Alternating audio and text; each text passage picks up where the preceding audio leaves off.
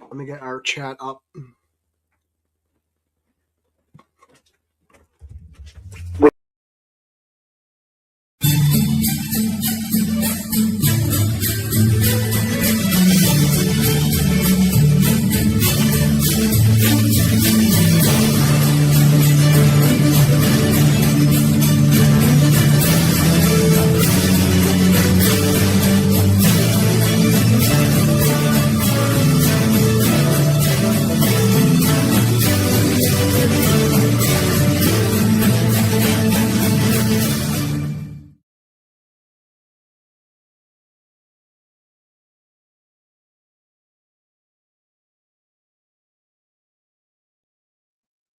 Yo.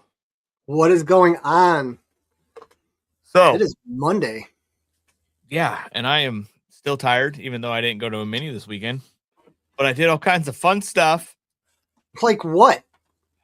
So I had a crazy week last week, and it's kind of crazy too because I got to do all multiple once in a lifetime things this week, and I didn't have to pay for any of them. So I Really? don't know if that's because I've been doing good stuff and being nice to everybody and trying to help people out and stuff, but I got all these things handed to me this in the last couple weeks, and it's pretty awesome. So I do got last to congratulate you on all your success for that then. yeah, it was just like they were just people were like, "Hey, you want these?" Or "Hey, you could do this," and I'm like, "Yes, this is awesome." So Tuesday after we recorded the last thing, I said I had to go to a soccer game. I ended up going to a World Cup game at Levi Oh, Stadium. World Cup game. They're like, Yeah, JR, are you even able to say how much the face value on those were? I looked them up and they were like $7,500 a piece. I couldn't believe it. I couldn't believe they were free. Like they were given to me. Me and my wife got to go, and they were when I looked them up when I was sitting there. They were 75. It's the closest I've ever been to a football field in a football stadium. It's I heard awesome. like the Rams players were like angry that they had to pay for tickets at their field. They were saying like they actually own the stadium or something. I guess they don't understand how that works. Yeah, but so I took a video here. This is from the seats at the World Cup game.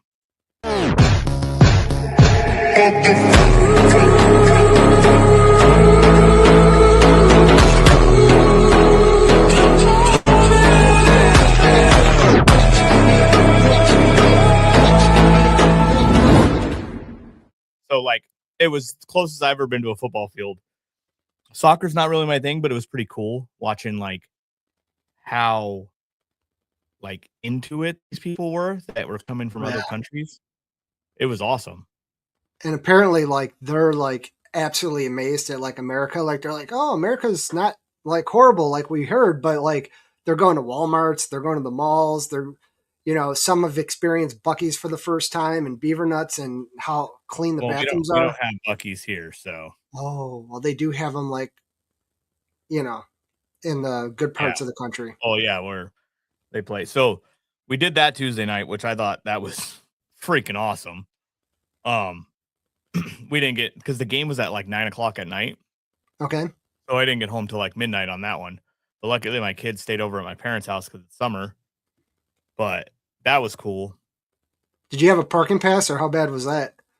We took we call it the light rail, and we took that in from close to my parents' house, so it made it easy. That wasn't bad.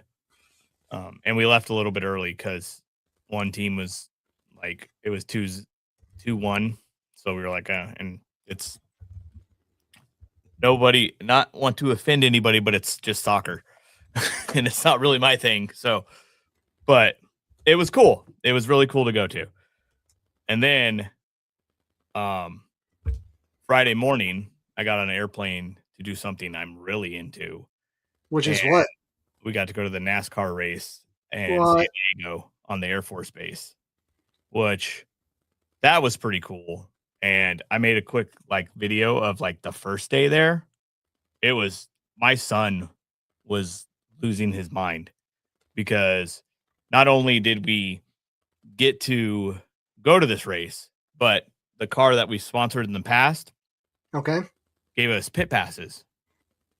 So as soon as we got there, like you walk through the ticket area and you just show your badge, or you go to the NASCAR credential semi that was parked off property, and you go get you show him your ID and stuff, and you get your badges.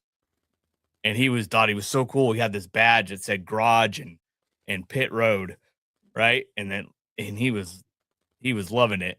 And then we went in and we got to go in the garage and see all these huge race semis and all the teams pulling out their stuff, working on their cars, and then the car we sponsor.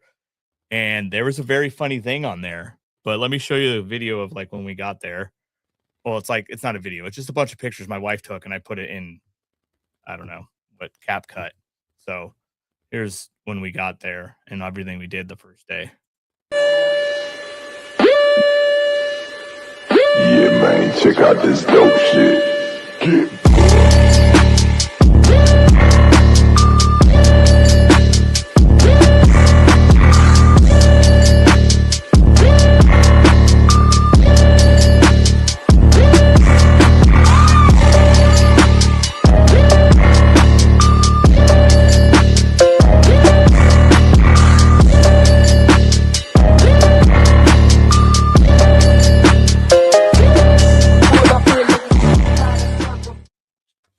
So like we got in there and you could see the picture of Johnny like just sitting in the chair. He was sitting in the trailer and he didn't know what to do. He was like he looked super nervous because he was like, I'm in the race trailer, but like sitting here and he's like, I don't know what to do and stuff. But within like 5 minutes of us being there, we're walking through and Denny Hamlin, one of the drivers, if you don't watch NASCAR, was walking through and Johnny got a photo with him. So that was pretty cool. And then we did they did the practice and stuff for the car that night, and then we watched the truck race that they had on Friday night.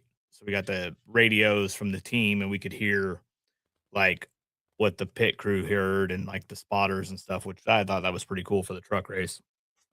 So we did all that Friday night, and we were supposed to go to a Red Bull party at one of the bars, but my wife was exhausted, so we didn't go to that. I So mean, that's the whole point of the Red Bull. yeah, and that was the other thing too, is like we couldn't go, but what Cecilia knows the Red Bull rep in our area, and she told him we were going to this, and he sent us this list of all this stuff we could go to, like these after parties, and he would put us on the list for it. So I was like, we can't even go to the Red Bull. She was like, she wasn't into it. So the 2 Friday and Saturday, we didn't go to the Red Bull after party, and we weren't cool enough to be in the Red Bull. Like they had this 4-story temporary building they built. It was freaking awesome, but we didn't have access to that. Like that was my pit pass did not get me into that. So, and then we went back for Saturday and we did qualifying for the car. So Johnny got to take pictures with our driver and all that stuff. And then right after qualifying, we went to the Cup Garage. Even though our badges weren't for the Cup Garage, but one of our fellow lighting friends has a NASCAR hard card, which means he's like he could go anywhere. So he took us over to the Cup Garage and he was like there with me and we went to the Cup Garage. And I was like, "Oh shit." So it was so cool. Like Johnny had his little die cast of Kyle Larson and waited behind Kyle Larson's trailer waiting for him to come out for qualifying so he could get his autograph. And then we ran into Jimmy Johnson, who was just hanging out back there. And Johnny gave him a pair of his sunglasses. Jimmy Johnson put them on. I saw him later in the day, still had them on, wore them the whole rest of the day on Saturday. Pretty good And advertising. yeah, I was like, no way. It was crazy, all the stuff that happened. And then we did that. The kids got a bunch of autographs from other like cup drivers and stuff like that. And that was like everything before the actual race started. I was like geeking out and the kids were like losing it. My daughter was having so much fun seeing the Cup cars come out and like all the famous drivers. Because like, yes, the O'Reilly series has famous drivers, but everybody knows the Cup drivers. They're the ones in the commercials and stuff. So seeing them and stuff, that was cool. So I made another cap cut video of like before the race. Do they think pump it louder, come on, don't stop and keep it going, do it, let's get it on, move it, come on baby, do it.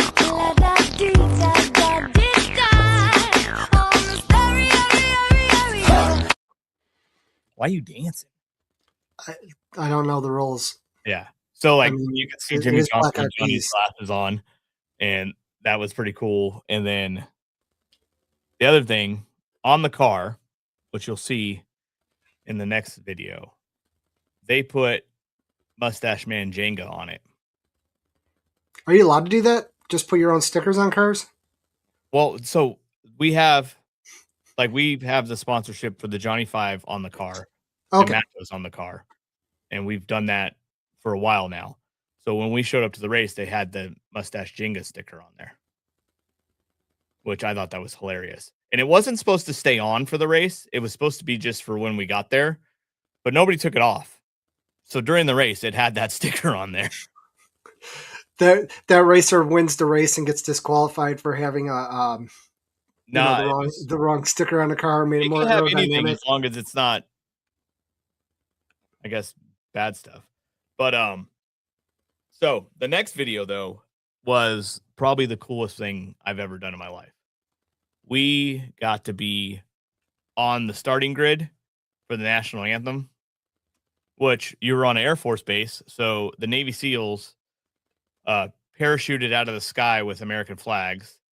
And then you had these badass helicopters do the flyover. And we were standing on pit road next to the car with the driver and the team while they did the national anthem. And that was awesome. And then because it was on the track wasn't a normal track, Right. Johnny couldn't be in the pits during the race. So I hung out in the pits for like one round of pit stops and stuff like that. Cecilia hung out there right after, and I took the kids and we found seats. And then Cecilia came to hang out with the kids, and then I went down for like one round of pit stops just to see it in person. And then I went back to go hang out with the kids because I was more interested in how Johnny and Faye were going to react to the racing, than even though hanging out in pit were like really cool. And if I didn't have the kids there, I probably would have never left the pits, but I was more excited about hanging out with the kids and seeing them get all excited about the race. So I went to go do that. We found seats in the front row. So we were like, I don't know, 15 feet away from the track, if that.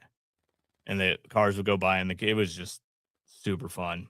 And our car finished 21st, no damage, which is the goal of our car because it is a low budget team, and it finished. So that was very good.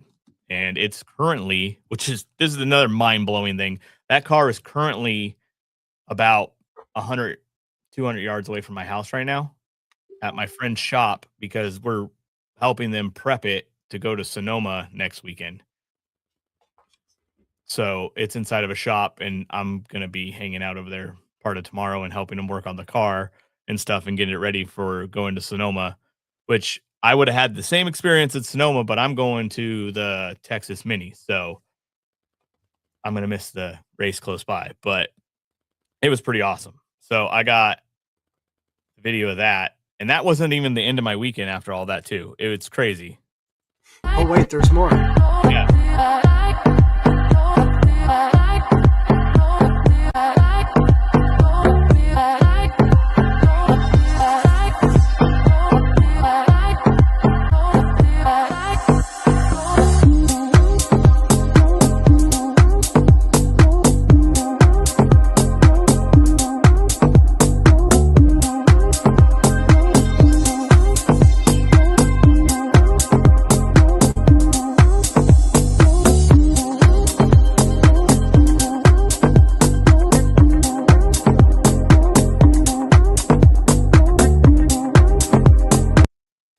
The other cool thing was after the race, it also showed the the Red Bull like 4-story building in there. It was epic, and it was a temporary building. They just built it for this race. After the race, we got to go out on the track and help push the car back, and my daughter got to drive it, steer with them. So Johnny was going to, but he chickened out. So then Faye did it, and she steered it back as we pushed it back to the trailer. And then Johnny decided to get in and sit in there and take pictures because his sister did it first, but he was scared to be the one to do it first. So, but it was pretty awesome. The kids had fun. We were all sunburnt because it wasn't that hot, but the UV index was super high. We found out later. And I had this sunburn. You could kind of still see it, like sunglasses and hat, no sunburn. Everything else was, yeah, it was crazy. So we did all that stuff, and it was the coolest racing experience I've ever had in my life. It was awesome. The race was really cool. The guy pitted next to us, Austin Hill, who filling in for Kyle Busch in the Cup Series, he won the race. So having all those guys in the pit box next door, like seeing them jump off the wall and all excited once he won, it was super cool being that close to that. And then like all the stuff, the way they did it, because for that race was cool. And it was pretty awesome. And it was also really cool for me to like help with the team putting the car away and stuff like that. And now having it in Morgan Hill to get ready for the next race, that's kind of cool for me. But so we didn't go to the race on Sunday, which was the Cup race. And Candace was like, "Did you see Travis?" No, all the celebrities went to the Cup race. We didn't go to the Cup race because it started late and getting home was going to be too hard. But we flew down there, and then I rented a car Sunday morning and was like, we're going to drive home. And we happened to pass Disneyland. And again, we got to go to Disneyland without having to buy tickets. Not because we have season passes, because we got them given to us. So here's a video of us doing Disneyland real quick and driving home.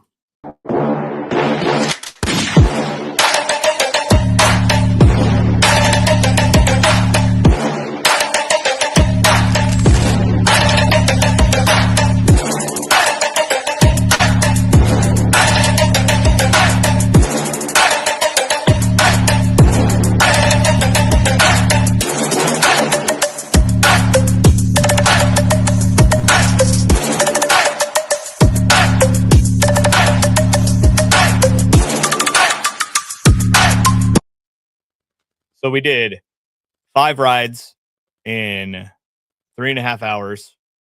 And then we got back on Highway 5 and drove all the way home. And then the Grapevine had crazy traffic for some reason. And our 6-hour drive turned into 7.5 hours. And we didn't get home till midnight last night.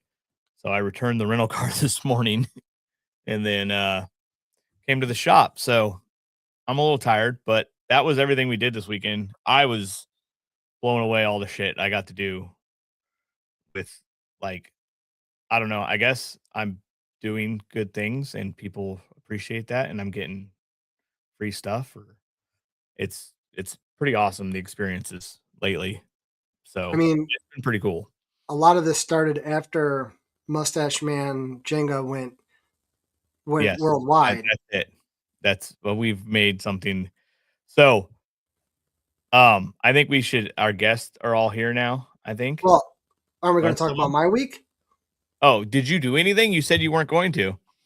So we also did photos. I had to get a photo for my passport because my nieces want to go to, Canadian Vegas. Oh, you need it for the mini at sea too. Minor details, but we're doing this next month, so I had to pay extra to expedite it. So yeah, $250 later for expedited everything. But it was only $15 to get your photo taken, but $35 to process it. I got to pay double shipping. They can't just put it in one package, send it to the same place. We went to our original, we had a scheduled appointment and get like 10 minutes before it. They're like, oh yeah, that person called off. We're like, well, what's the point of having an appointment? So there's nobody else to take a picture? Like, no. So we had to go to a different post office in a different city. We did all what my wife calls the middle class suburban thing. So we went to a donut shop in the morning. She went and got her Arabica coffee. We went to a car show in the evening, and then got ice cream at a ice cream parlor. So yeah, that's the most we've done in about 10 years outside. And we went to there was a huge car show in the downtown area in our city here that apparently we haven't been to in years, and there was hundreds and hundreds and hundreds of cars from many decades, and apparently from trying so hard to be a professional light installer for the farmers market too. Look at you. Yeah. Oh yeah. All the white stuff, as we call it. We're just checking off all the boxes, and I guess it was more fun than sitting at home trying to figure out either what we're going to do for a display or what we normally do and just send reels to each other from across the living room and wait to see if they even look at it. So who does Nathan have questions for? Is it for the way that Brad said expedited? I don't even think that's a word.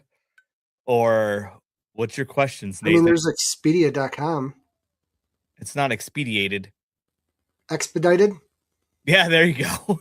We say things different east of the Mississippi, JR. Okay, that's fine. And if I said it, questions. You can't say something that's not a word. Okay. There's a lot of words that are now in the dictionary that were not in the dictionary, and we might be might be doing the Urban Dictionary. All right. Let's play the intro and then get our guest on to talk about the epic weekend we had. Because we have the best guest ever today. And recorded in front of a live studio audience. This is a Matos Designs production. And I am not done. Mark my words. I like your line. I like your prices. There's a problem. There's no guarantee on the box. You can't hang out with chickens and expect to soar with eagles. And now your hosts.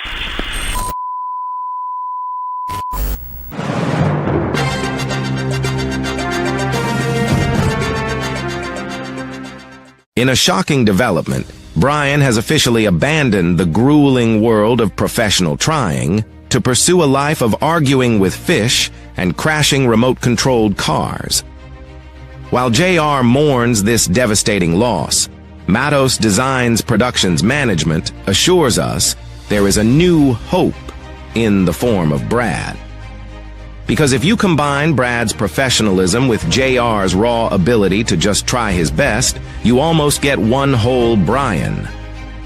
And now, here are your hosts, JR and Brad. That's going to take some getting used to.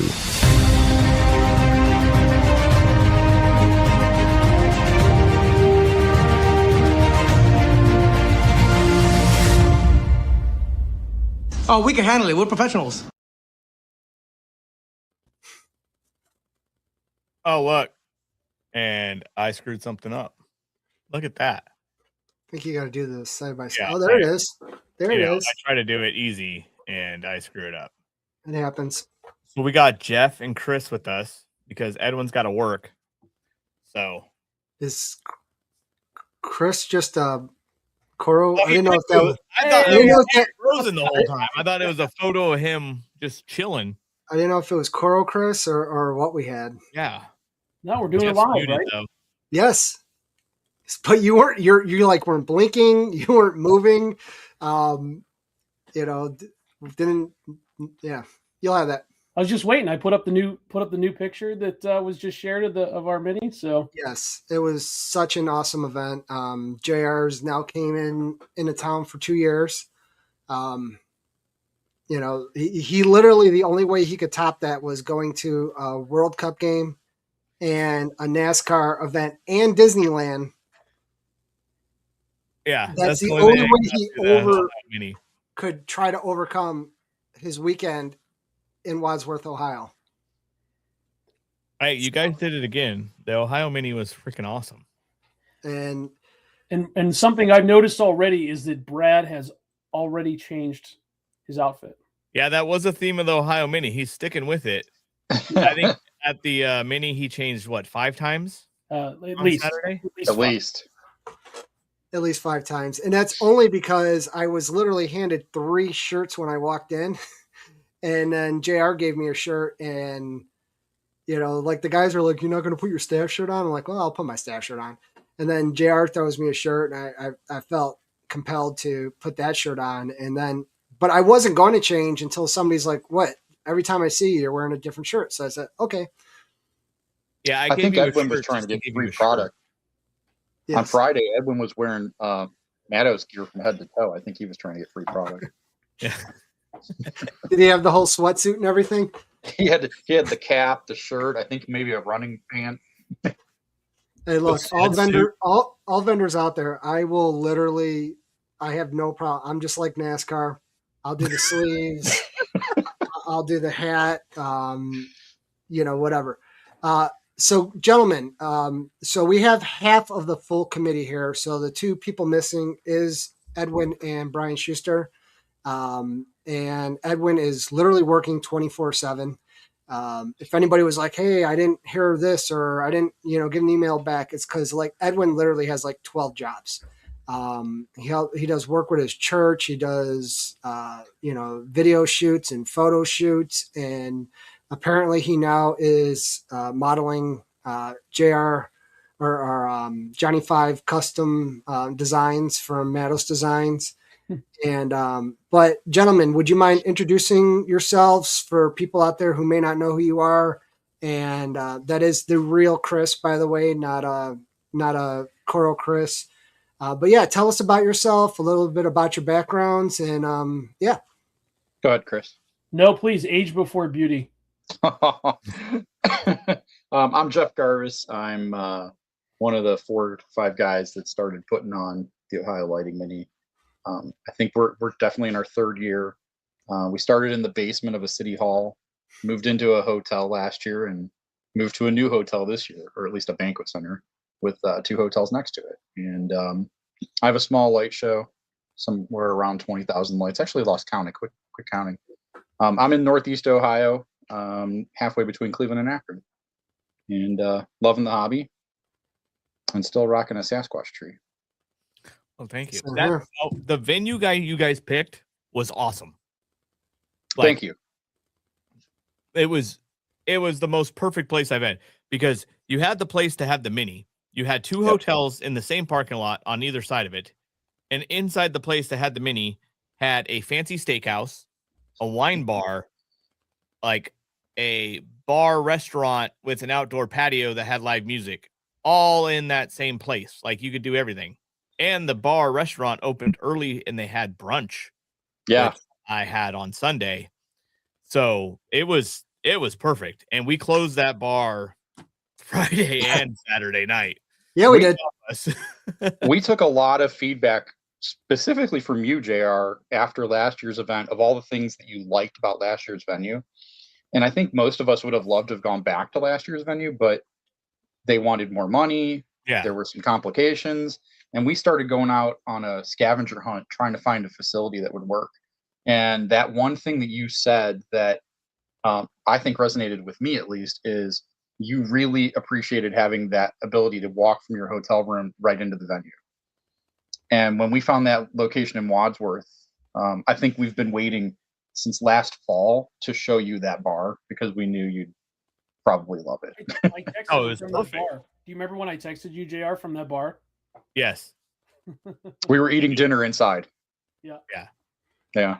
It was so perfect. It was, and we definitely used the hell out of that bar. Yeah, I think they made their money like 100-fold on us that weekend. Yeah, because we did the pre-party where I covered drinks, which we went a really long time before that tab was full. And we were having a good time. It might have been because the waitress was overwhelmed and she was slow. So not slow like saved my tab, because she wasn't bringing drinks out as fast as everybody needed them. But we stayed until they asked us to leave. And partly because the place was closed. Partly because we weren't allowed to actually reserve a section. Yeah. So anybody who was curious, like why Friday, like it was like a late announcement, what was going on? Because we technically weren't allowed to do that ish. Right. We wanted to have our formal dinner there. If you hadn't heard that yet, JR. Yeah. We wanted to do the formal gathering at that venue. But in Northeast Ohio, it's a 50-50 chance that we would have had the beautiful weather we had all weekend or a downpour. And if we had a downpour, we would have had to fit everybody inside that venue, which was spacious, but we would have been competing with their regulars. And Yeah. that's the only thing that worked against us. I think it worked out beautifully. I think the weather played a great role in our success. California guy couldn't handle the humidity though, and it wasn't even that bad. It was actually pretty cool. There was also a lot of heat from red dresses, but and the output of an air conditioner. Yeah, they do blow a lot of heat. Yeah. Chris, why don't you tell the crowd about yourself? All the tens of thousands of millions of people watching right now. Millions, hundreds of millions. Yeah, My name's that Chris. number on the screen is millions. Perfect. My name's Chris Pesci, and like Jeff said, Jeff, Brad, and I talked about hosting this mini way back in 21 maybe? Yeah. I think. Yeah, possibly 2020, 2021. Yep. So we talked about it, and it was all just a vision, and we didn't know what to do and how to do it and how to put it all together. So we created our Facebook group and realized quickly, I think, how many people joined it.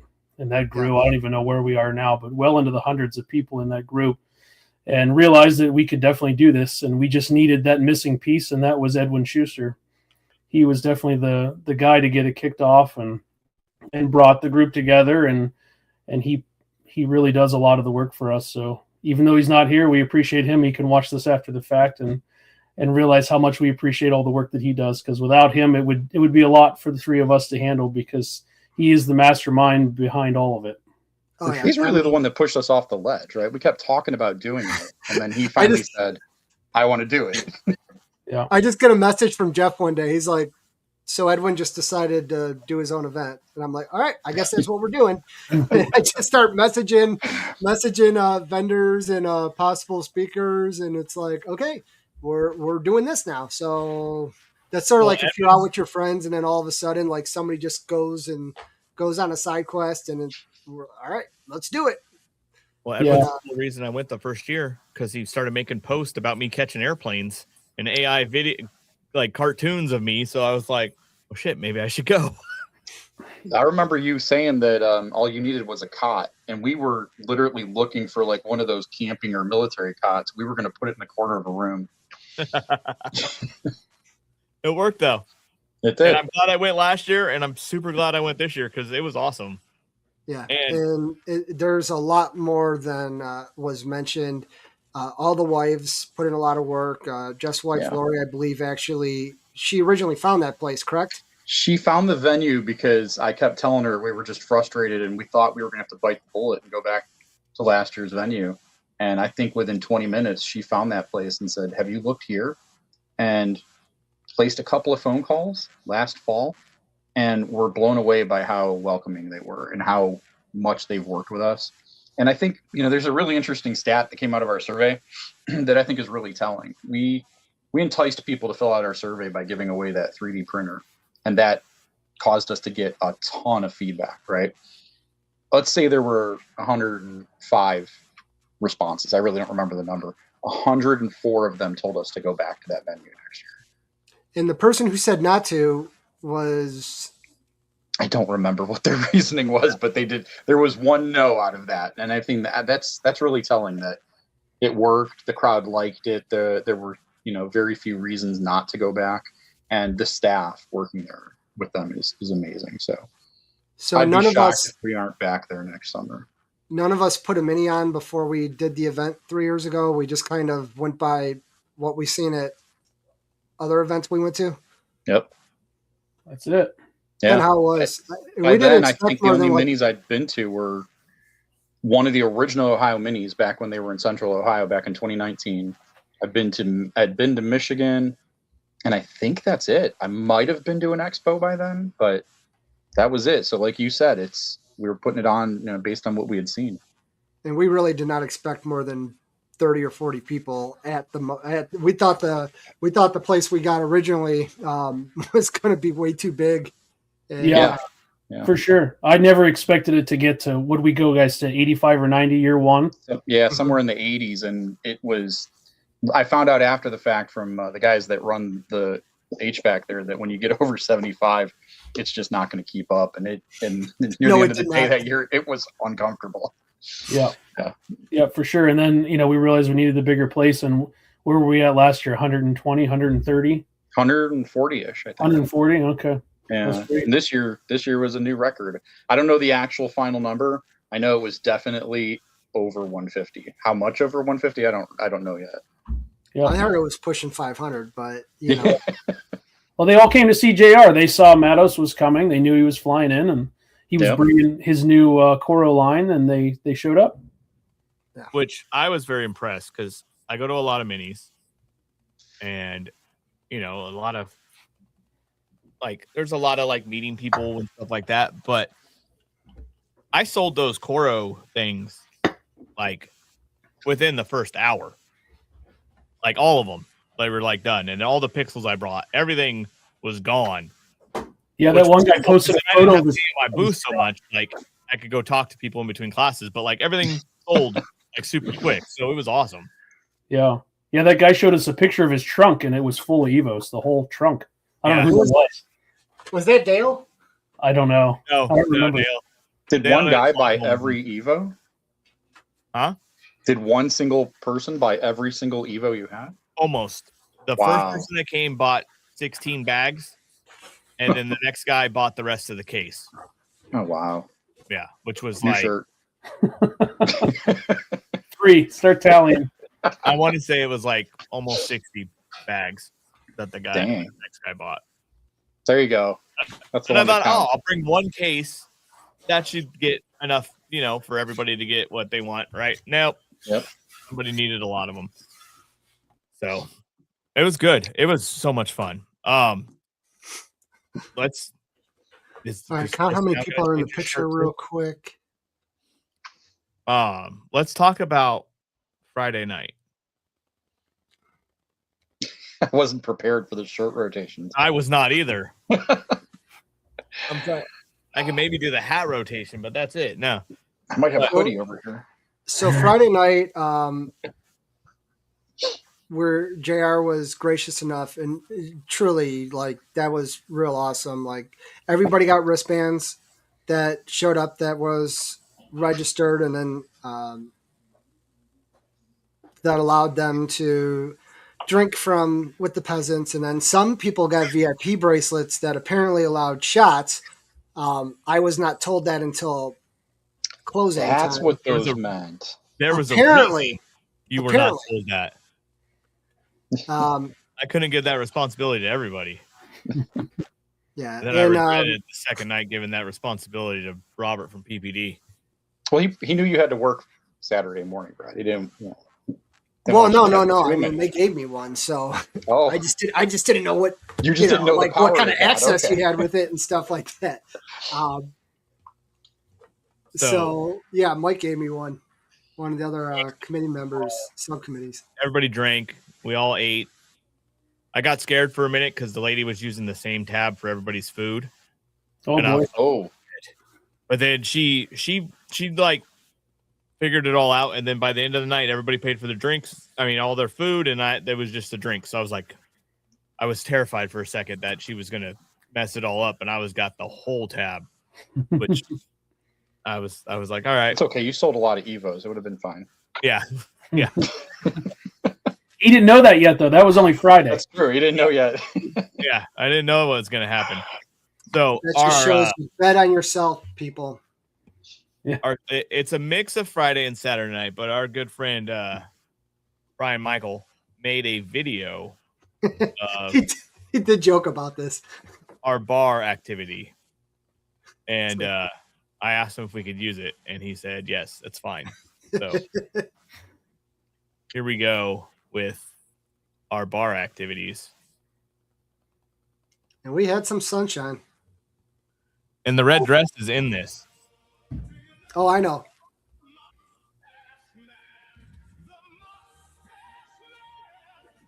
Oh, you didn't get the audio? It's there. You don't hear it. Who lives in the Jenga stacks? Why, yes, I know the mustache. It's so creepy in the background right there. Mustache Man, the mustache man. Pull the block and put it back, but do not knock down the mustache. Leave it to a Canadian to knock it over first.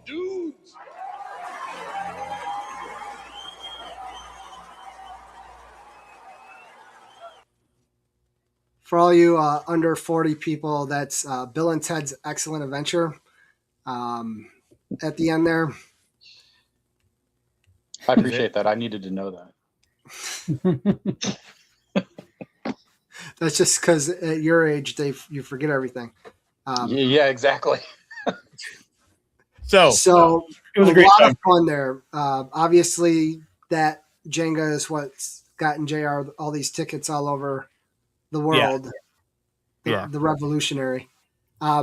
Guys, what was Friday night? So what was your, like favorite thing? Do you guys have a rough idea how many people we had? I mean, we had to have at least 40 or 50, right? Out on the patio? Oh, yeah. I told them 20 because I didn't want them to say no. So I think we were way over 20. Oh, oh my God, yeah. People sitting inside. We easily had 20 sitting inside. And I actually, when I came in, there were two seats left. So we sat down and ate instead of walking by a bunch of people. And then I came out back, and there easily were another 20 or 30 out back. So, I mean, that's a really big turnout for us on a Friday night. Yeah. Yeah, people just kept rolling in. People that that had come in to spend the night in the hotel because they traveled from far away. So it was fun. Yeah. And it was a good time.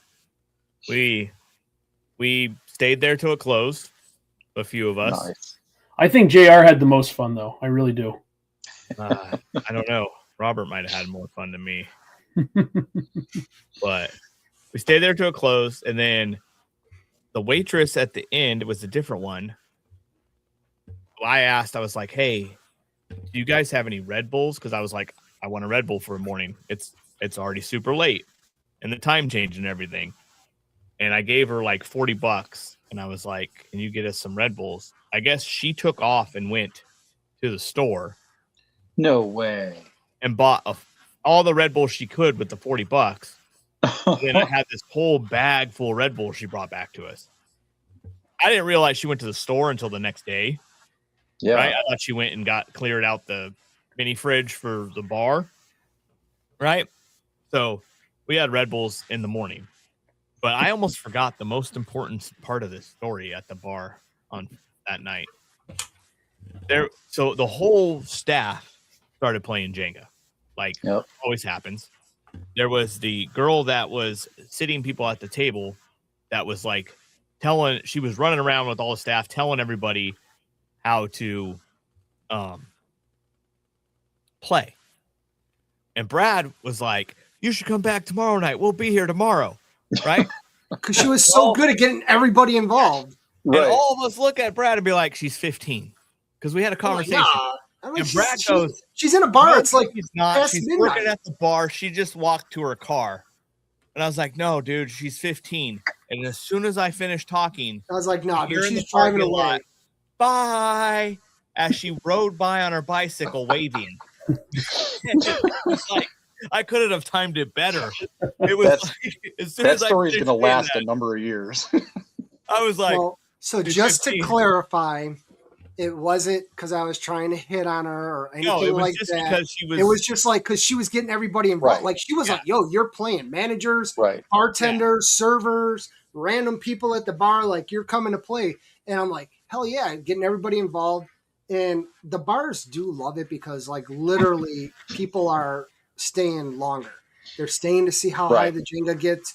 They're staying, they don't buying want another to play. drink. Don't pick me. Oh, you pick me. And then they get up there and they're all like, studying it. But yeah, until we shatter a glass. To show how old I am. They all look like they're 12 years old anyways, from like 35 on down. Yeah, it's just like, yeah, make sure you come back. And they're like, no, she's 15. I'm like, dude, she's about to drive away. minimum 16, but you got to be 18 to be in a bar at this point. Forgetting they had a restaurant, and those jobs don't need to be a certain age. And I thought she was like serving alcohol all night, which she was not, in case the feds are watching or but yeah, they're all like, yeah. And that's, if you're wondering where the end of our new, if JR just wants to play it early. Should I play it early? Yeah, why not? Not everybody sticks to the end. Bye.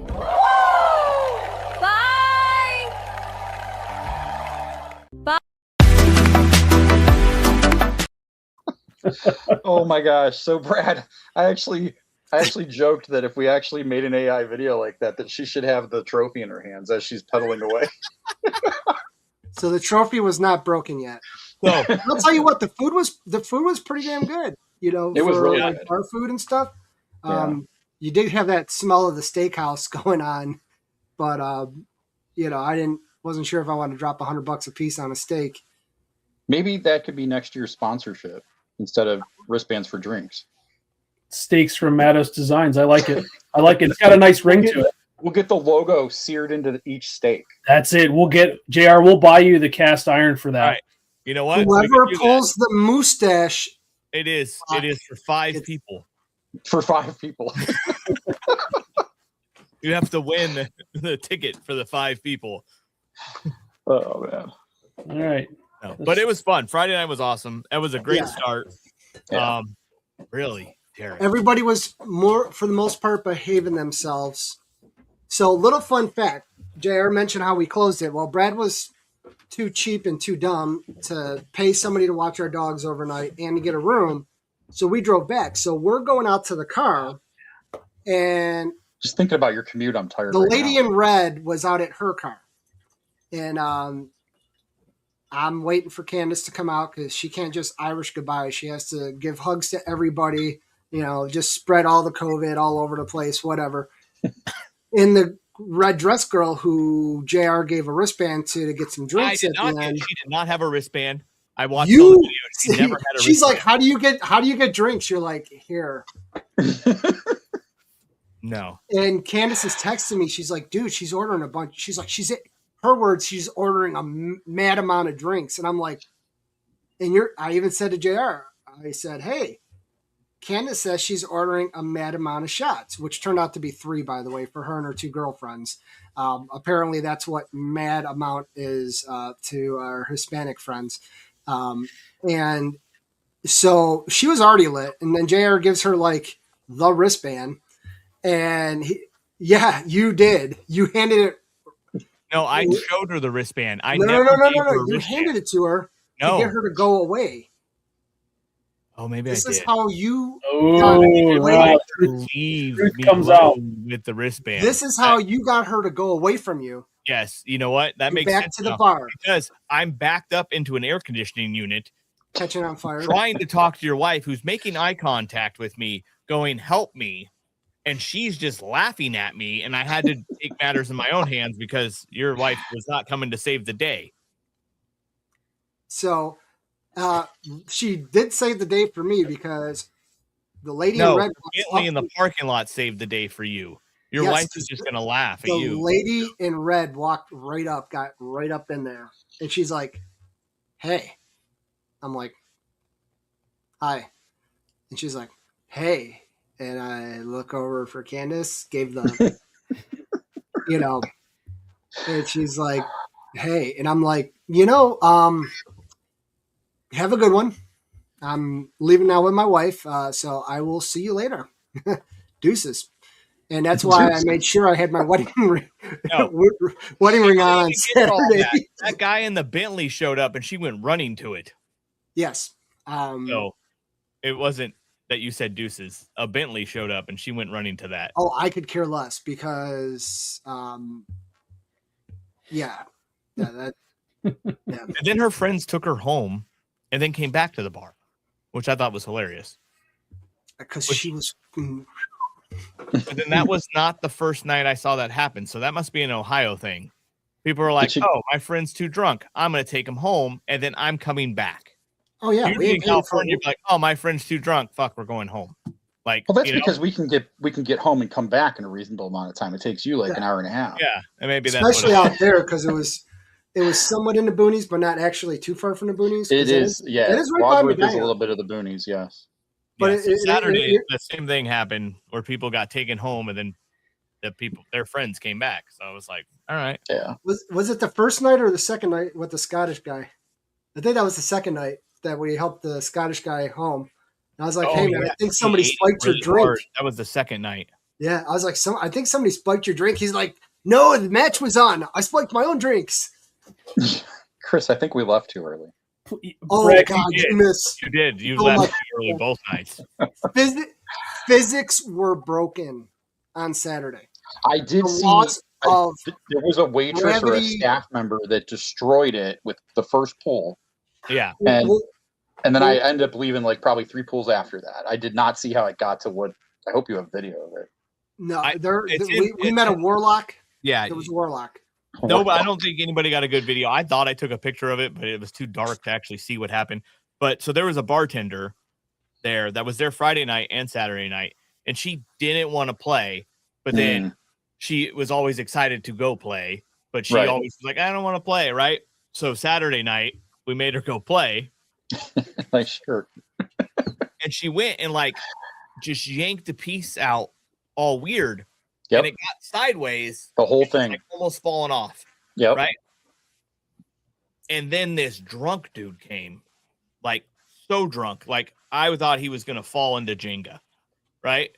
It wasn't a good idea to get him out of his bar stool because he was struggling to walk. He had that lean forward. Right. And he came over to Jenga and he's leaning forward. I'm like, oh, he's going to eat it into Jenga. Right. And there's one single block holding up. Like there's one block in the middle. And then the block, when she did it, like it was off center like this. And the whole Jenga was off. Right. That dude was pulled the one under that. It fell like this perfect and stayed up. And I was like, how the hell did he that? Just walked up. You know how like they pulled the tablecloth out? Yeah. He just yanked it out. So drunk, he yanked it and it just fell back down and was standing up. And I'm like, because he pulled it so quickly. Yeah. But it was like, you've been all doing it wrong. Like the base was there and then the rest of it was like off over here. It just turned out to be the mustache Jenga. And the rules say, what? If you he pull had the to go mustache, again. You have to go again. So he's like, I got to go again. So same thing. He walks right up and then the block that was underneath it, he just rips it right out. And like it doesn't move. Yeah. And we're all like. It was, I don't know how, but it was because I did actually take a bunch of videos of everybody playing Jenga, but I just turned it into screenshots. I have a ton I need to get to somebody for sure. And it just kept getting worse and worse to the point that it was literally spiraled. And I have the spiral of the blonde waitress. Yeah, her whole family's cursed in Jenga. Her dad cut his hand. He made Jenga fall and break his glass. That was another thing. There was a whole family. The waitress was working there, and then the whole family came to hang out at the bar. And the one that knocked it over during the Warlock game was actually her mom, who did not want to play either. Yeah. And so they all managed to lose Jenga in the same night. That's what we do in small town Ohio, or JR. That's what we do. We just whole family comes. Yeah, it was cool. I saved the video. Right, let's bring this back up here. Look, see how it's like there's that one off center thing in that's the one the dude pulled. And it fell. And it fell and just stayed up. That's amazing. So after this one got pulled, I'm surprised it didn't crash because he's an X-Lights developer. But then oh, man. Ouch. That hurt over here. It should be the new crash thing. Brad, shut your mouth. And then Martin thought it was funny. So then it was on that, and that drunk guy pulled that one out, and it just came down, and I was mind blown. I couldn't believe it. You know, the best part of that photo you just had up wasn't the stack of blocks. It was that. It's the guy in the background who's like on the Behind edge the of his tree. seat. He's behind the tree. It's like super creeper behind the tree. It was a brick post, and I was just like waiting for it to crash, and then it didn't crash. It like, Oh, that's you, Brad. I didn't know. I actually honestly didn't know until you said it was you. Because oh it's yeah, out of focus. if you watch Brian It's Michael's honestly video, Brad. I am so drunkenly creepy. I'm like, did we just kick Jeff out? Apparently, I'm No, pushing no. wrong buttons all the time here. I don't know what I did. I think I'm still here. Oh, Nope, boy. you're done. Yeah, Jump try through. again. I don't know. Sorry. I'll fix it. There it is. There you go. No. So the mini itself. Yeah, we Yeah, should. right. Let's say We've done it Jenga sounds like for we had a while. bar event pretty much at this point. It seems like Yeah. we just went to eat and went to the bar. So Yeah. We didn't even cover dinner or the event. So tell us about the event, guys. What other? So obviously there was us and the Schusters. Who else? Who else was helping out? Oh, great point. There's a ton of people on the committee that played a huge role in this. One just walked off camera, probably to get another shirt. yeah, certainly. Yeah, Tom We have- Hammond. Tom Yep. Hammond's a regular. He's and I'll split these up with you, Chris. We can knock No, a couple go of ahead. them out. If you got the list, go for it. Yeah. So Tom Hammond is he's been with us since the beginning of time. He's actually been in the hobby, I think, longer than any of us. I think he used to write hex code to make his lights turn on and off before Vixen and Nutcracker existed.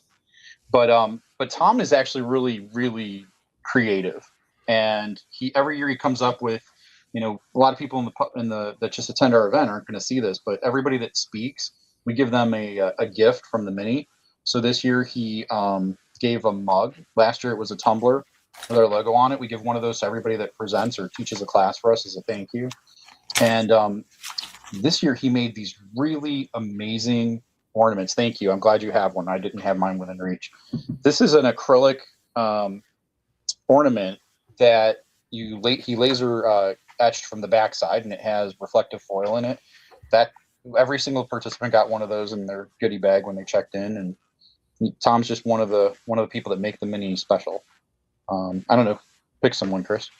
Yeah, no, the Hines, Dave and his wife, great help as well with all the merchandise that we used for the shirts, for the lanyards for everybody, and I'm sure there were other things he provided that I don't even know about.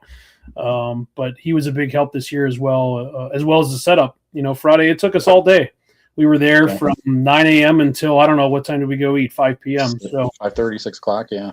So there's a lot to do with that. Mike Niederhauser was a big help as well. He used the RRBLs that Home Depot sold a couple years ago and made a sequence out of them so that they flashed whenever classes were 10 minutes from being over, so that the presenters knew that their time was coming to an end. So that was pretty cool. He wired it all up and made it all work, and it was pretty cool. Yeah. And who we missing? Bill?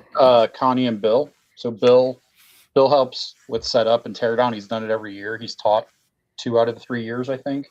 And his wife Connie helped run the registration table. And the neat thing was, and I say this in a nice way, Connie, I think, has no interest in sitting in our classes. It's just not her cup of tea.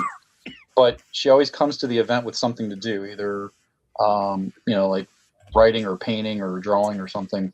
And she actually sat out at that check-in table for hours just in case stragglers came in and to hand out stuff. So yeah, she was always there. I kept always. Hi. Yep. Yep. So yeah, it's a team effort, right? And like Chris was saying, a lot of people don't realize, the amount of effort that goes into it. It's not just like the months that lead up to it and like finding a venue and finding, how you're going to fund all the food and pay up for all the tickets, but the team that shows up on Friday, and some people put in an hour or two, some people put 9 hours in. It's not an easy task the day before. Especially with a new venue, you don't know what you're going to find, what you're going to run into, the problems you're going to have. Yep. I know Mike found a lot of interference with setting up his network for the RRBL. So, just funny things like that. You have no idea what's going to happen. He pivoted and went from Wi-Fi to wired in like 20 minutes. Well, it took him a lot longer than 20 minutes to run all the Cat 5. But it takes some people a few years to realize they should be wired and not wireless. Not me. I'm a big advocate. Wired all the way unless you have to go Wi-Fi. The venue seemed very helpful, though. Oh, They are very. They were like when we were setting up our tables and stuff. They seemed really cool. Yeah, they were. Cassie and her whole team were just awesome people. All the people that worked there were just super friendly, super helpful, super kind, very willing to do whatever we tasked them with. They were immediately helpful. It was great. We did go down there to meet them shortly after we placed some phone calls. Like smart.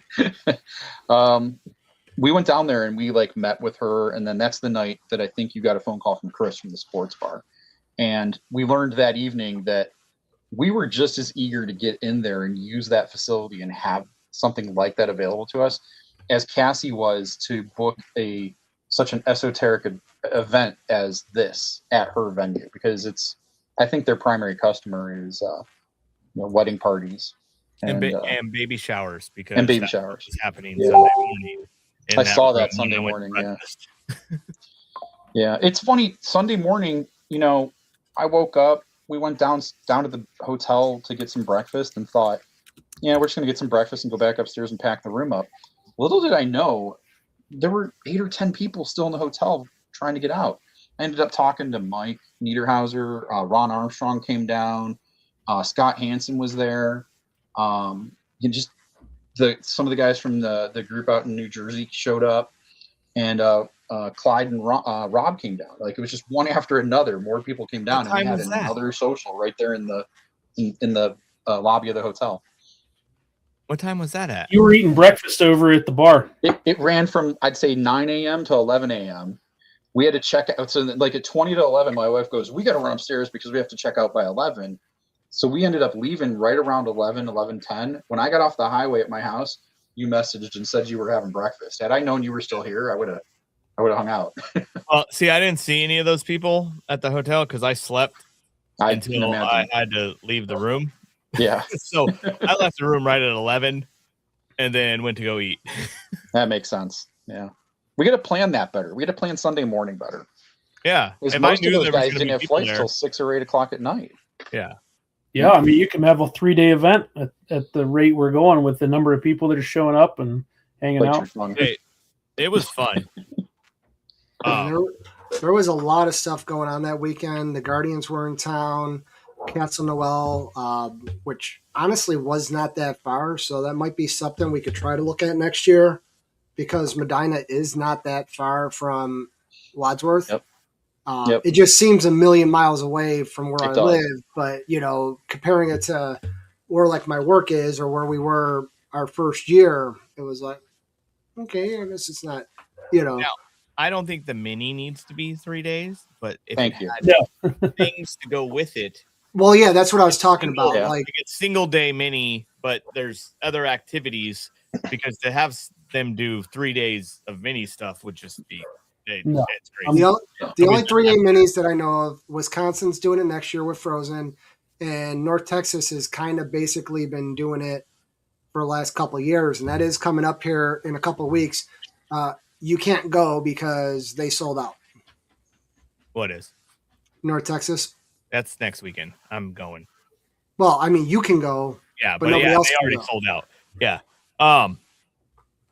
The other thing too, Dave, who helped you guys out, he saved myself this week, because with going everywhere, I forgot to order new Johnny 5 hats to go to the NASCAR race with. So I asked Dave on, I think, Monday, and I was like, hey, is there any way you can make me some hats and get them to San Diego by Friday?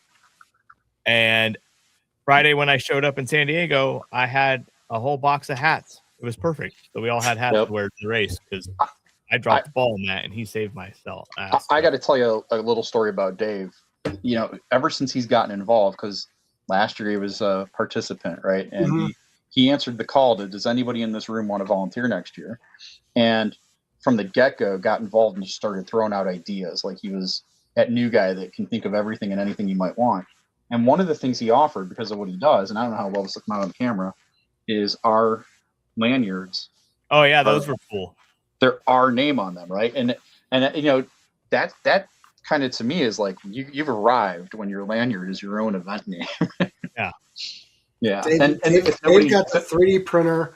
The Oh yeah, 3D Jesse. printer? My gosh, don't forget Jesse. Jesse Yep. Faint.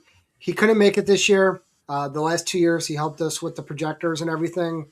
Yep. Jesse is like, he has a job out in Arizona? Vegas. So Not here's the kidding. other cool thing about Jesse. He wasn't there to make it, right? Right. But after the event, he made sure he sent me a message and thanked me for going. And he Yeah. didn't even go. I was like, No. that's pretty cool. Like, You That is should have pretty said, yeah, thank you too for going. Jesse was going to fly in just for the event. I think he pretty much did that last year too, right? Well, he didn't fly in for the event, but I want to tell you something that he did do that it blows my mind, and I think it'll blow most people's mind. He flew in from Las Vegas for the sole purpose of going into his house, getting the projectors, and handing them to me, and then got back on a plane and flew back to Las Vegas. I can't imagine many people doing that. Yeah. I It mean, would have been that's cheaper to just ship you a key or get you a copy, right. or just have you knock on the door. Yeah. Yeah, he did do that. So we did appreciate do you, it. Jesse, when you watch this later. Yeah. and then There's so took many those moving home, pieces. so you don't have to worry about putting them back. What did you do? I said I What? took the projectors home. So you don't have to Oh, put them back. No, I'm just I'm playing. Yeah, I wondered where they went. Sorry, Jesse. yeah. So before we go into anything else, our friend Brian Michael made another video of the actual Ohio Mini, not just us partying. So I'm going to show that real quick, and we can check it out. Make sure the volume's up this time so you can hear it, because he makes cool music for it.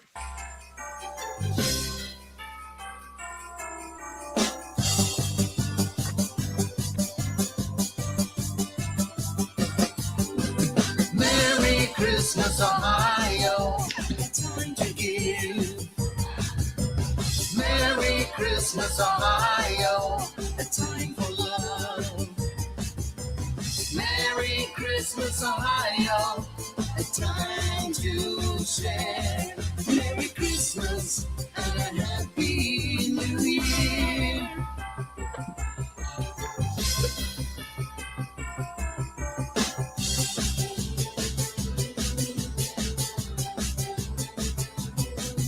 Ohio, I'm writing to see how you've been. Another year over, a new one begins.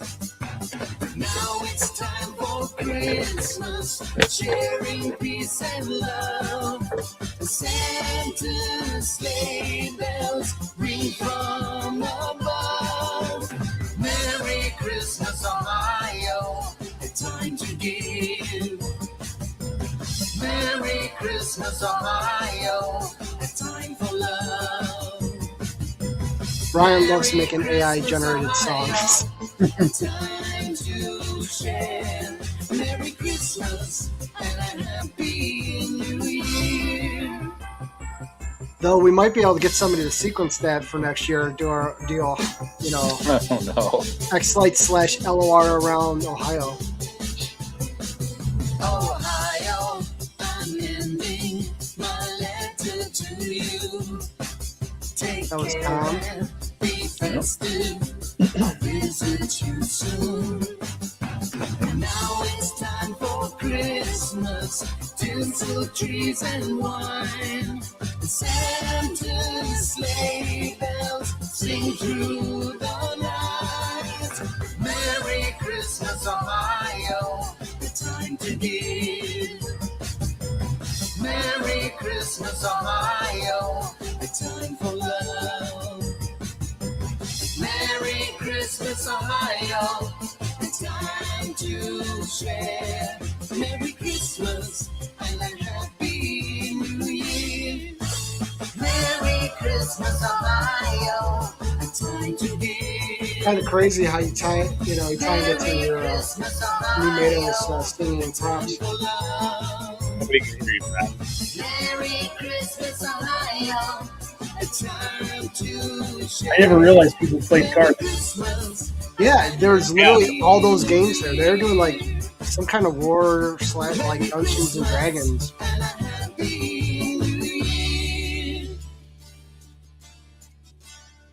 Well, thanks, Brian, for making that. Yeah. Brian, thank you for not putting that footage in where I was eating a donut on Friday. I appreciate that. There was a lot of food to be ingested. Yeah.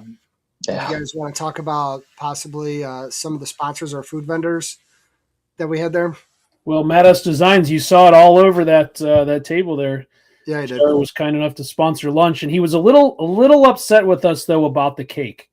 If you want to talk about how upset you are about that. No. I wasn't upset. I was just giving you a bad time. Like, oh, stealing the sheet cake idea from the mini at sea. Oh, It's a good idea. It's a good idea. What can we say? I believe one of you guys were going through the contract. It said free cake cutting, so Yeah. it's like we had to get a cake. Yep. Because I got to give credit to my wife on that one, especially because she might be watching. The cake was entirely her idea, and it did come out of the contract, Brad. We were going through the contract of all the things, and I think it was the night we were talking to Cassie during setup. She said, "So you guys are willing to cut a cake?" And I think from that point forward, we were getting a cake. Yeah. It worked perfect. They even gave us to-go boxes at the end for everyone to take it. Yeah. So We much- I actually told them in the end to take some of them in the back and give them to the staff, because there were probably like 50 slices out there, but they did cut them kind of small. Yep. So That's good. the cake thing wasn't an idea of us at the mini at sea. The cruise ship said, "Hey, normally with events we do a sheet cake," and we were like, "Okay," and they'll put your logo on it. It was like, so that's how it turned into a thing. That's awesome. All right. So I have a quick question for somebody watching. Chris, what game was that you guys were playing?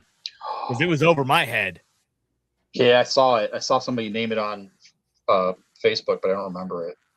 Yeah. Because all of a sudden I'm sitting there and I'm like, they're pulling games off the shelf. Mm-hmm. That was As soon as crazy we walked because into that place, I was like, too bad Tater from Froggy Frog's not here.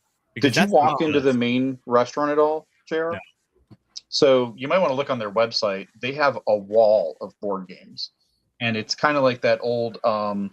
Remember when Arabica was like the coffee shop, and you went to a coffee shop and you didn't have Arabicas out west? Oh, okay. I have no clue what that is. That's me living too far over that's here. the Ohio Starbucks. It was the Ohio Starbucks, and it was like cool and and it was hip to go to a coffee shop and like play games all the time.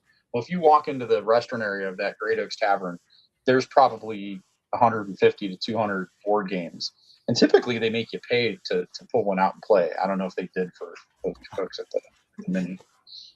Yeah. I Like think $4 or $5. Tab took care of that. Okay. Probably. Yeah. So, See, I thought we were going back to the original bar after. I didn't realize that was the bar JR was covering drinks at. So Brad didn't drink, which saved me a bunch. No, I had no. I had a Guinness. I had a Guinness because when in Rome or Golden Oaks, you have it. But I was like holding off. I was like, oh, we'll do some shots later on JR.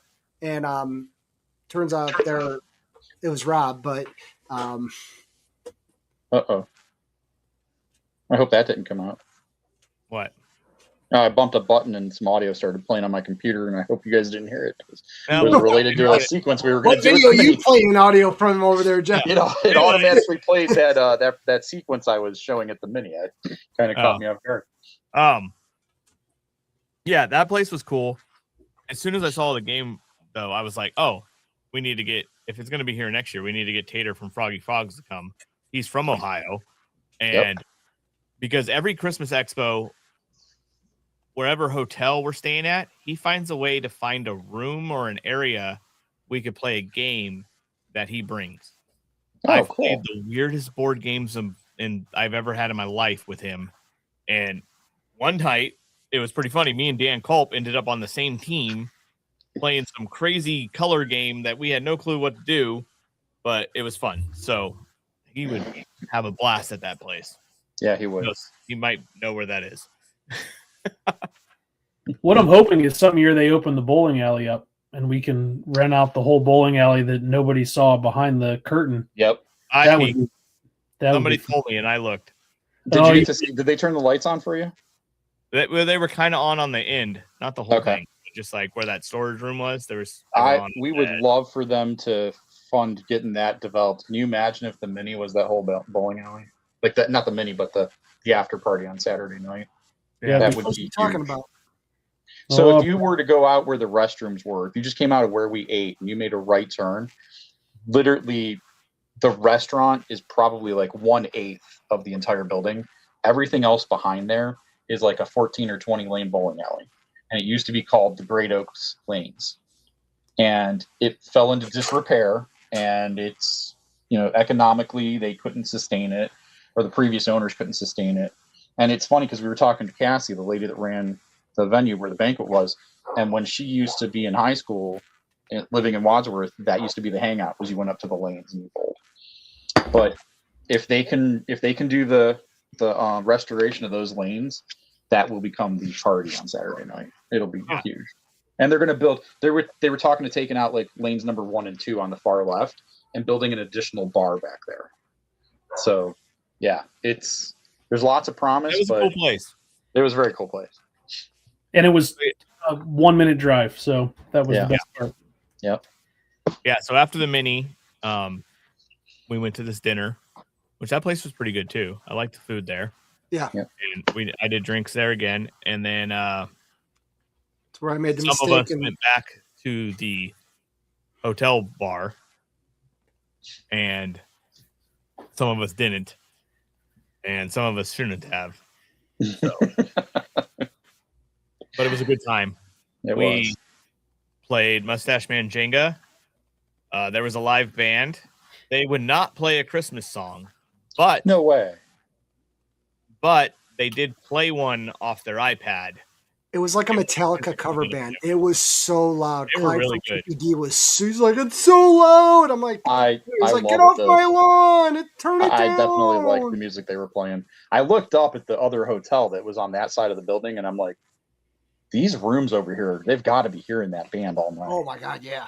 Oh, that's one thing too that you might want to see, because there was a wedding that happened inside that building. Oh yeah, I did. Yep. So they must have a big room too.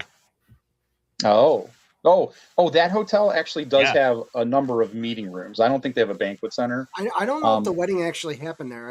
I think it happened off site because I saw people like during the day, during the mini, dressed up for a wedding. That must have been where everybody was staying, but I don't. I think we were in the rooms that they would have actually had the actual reception at. Yeah, So, I think you're right. Brad, tell us about your super fan. All right, so I I'm was intrigued. into that. So after we got the band to play a Christmas song, all these people wanted to know. Oh no, that's Christmas songs. So all right.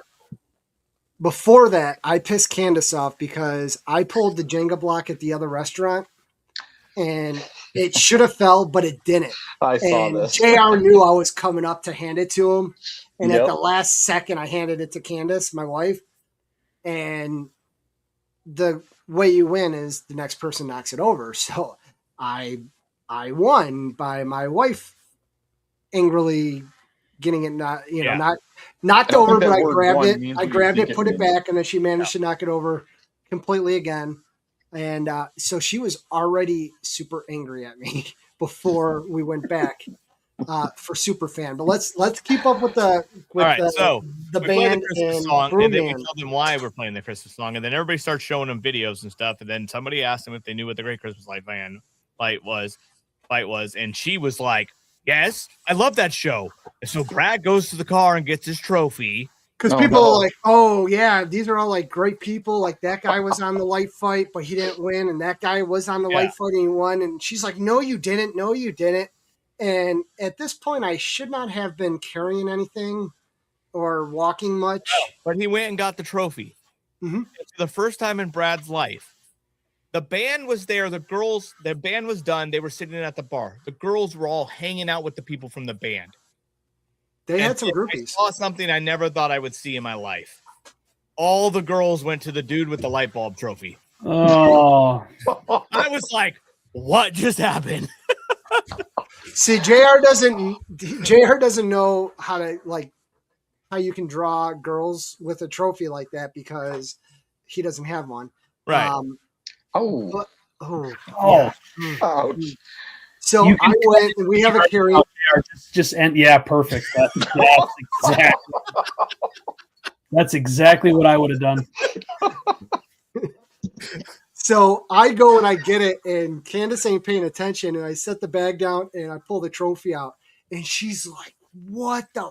I'm like, "She's a fan of the show." She's like, "You couldn't just show her a picture?" So the girl got to take a photo. She's a huge, not just fan of Great Christmas Light Fight, but of Christmas in general. And then she just started talking to people, and like, it went from them all hanging out with the band, and then there was a dude that was like singing and dancing in the crowd with his own broom. It wasn't actually his own broom. I learned it belonged to the actual event place. He just went in the storage closet and he was air guitaring with a broom. Yeah, Candace was paying attention. Martin says she was really, really mad. Oh, yeah. Well, she paid attention once I pulled the trophy out. She's like, "What the?" She's like, she's like, she can look at it. She can't touch it. She can't get a photo with it. I'm like, hey, what's the point of having a trophy if nobody else gets to? It was the first time the trophy got attention for Brad, except for lighting events. We brought the trophy because I thought Brian was going to bring his trophy again, and even wanted though there was people that were on the show,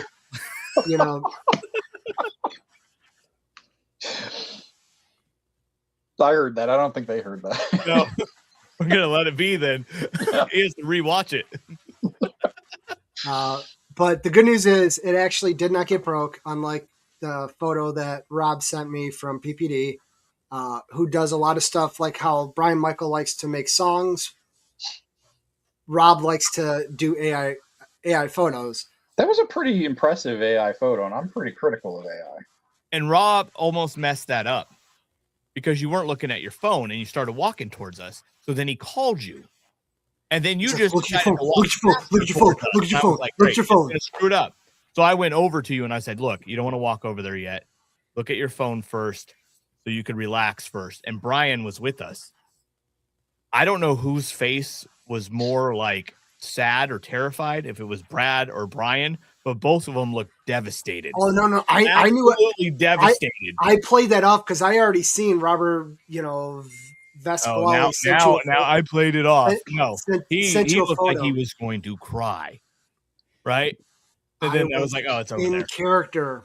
Oh, okay. I already knew it. Oh, you didn't see what I did to Clyde. Clyde got real mad because I walked over to Clyde, who was just done teaching a class, and I showed him I was just looking just angry and pissed off, and I just showed him the photo, and he's like, "What happened?" I'm like, "Your partner."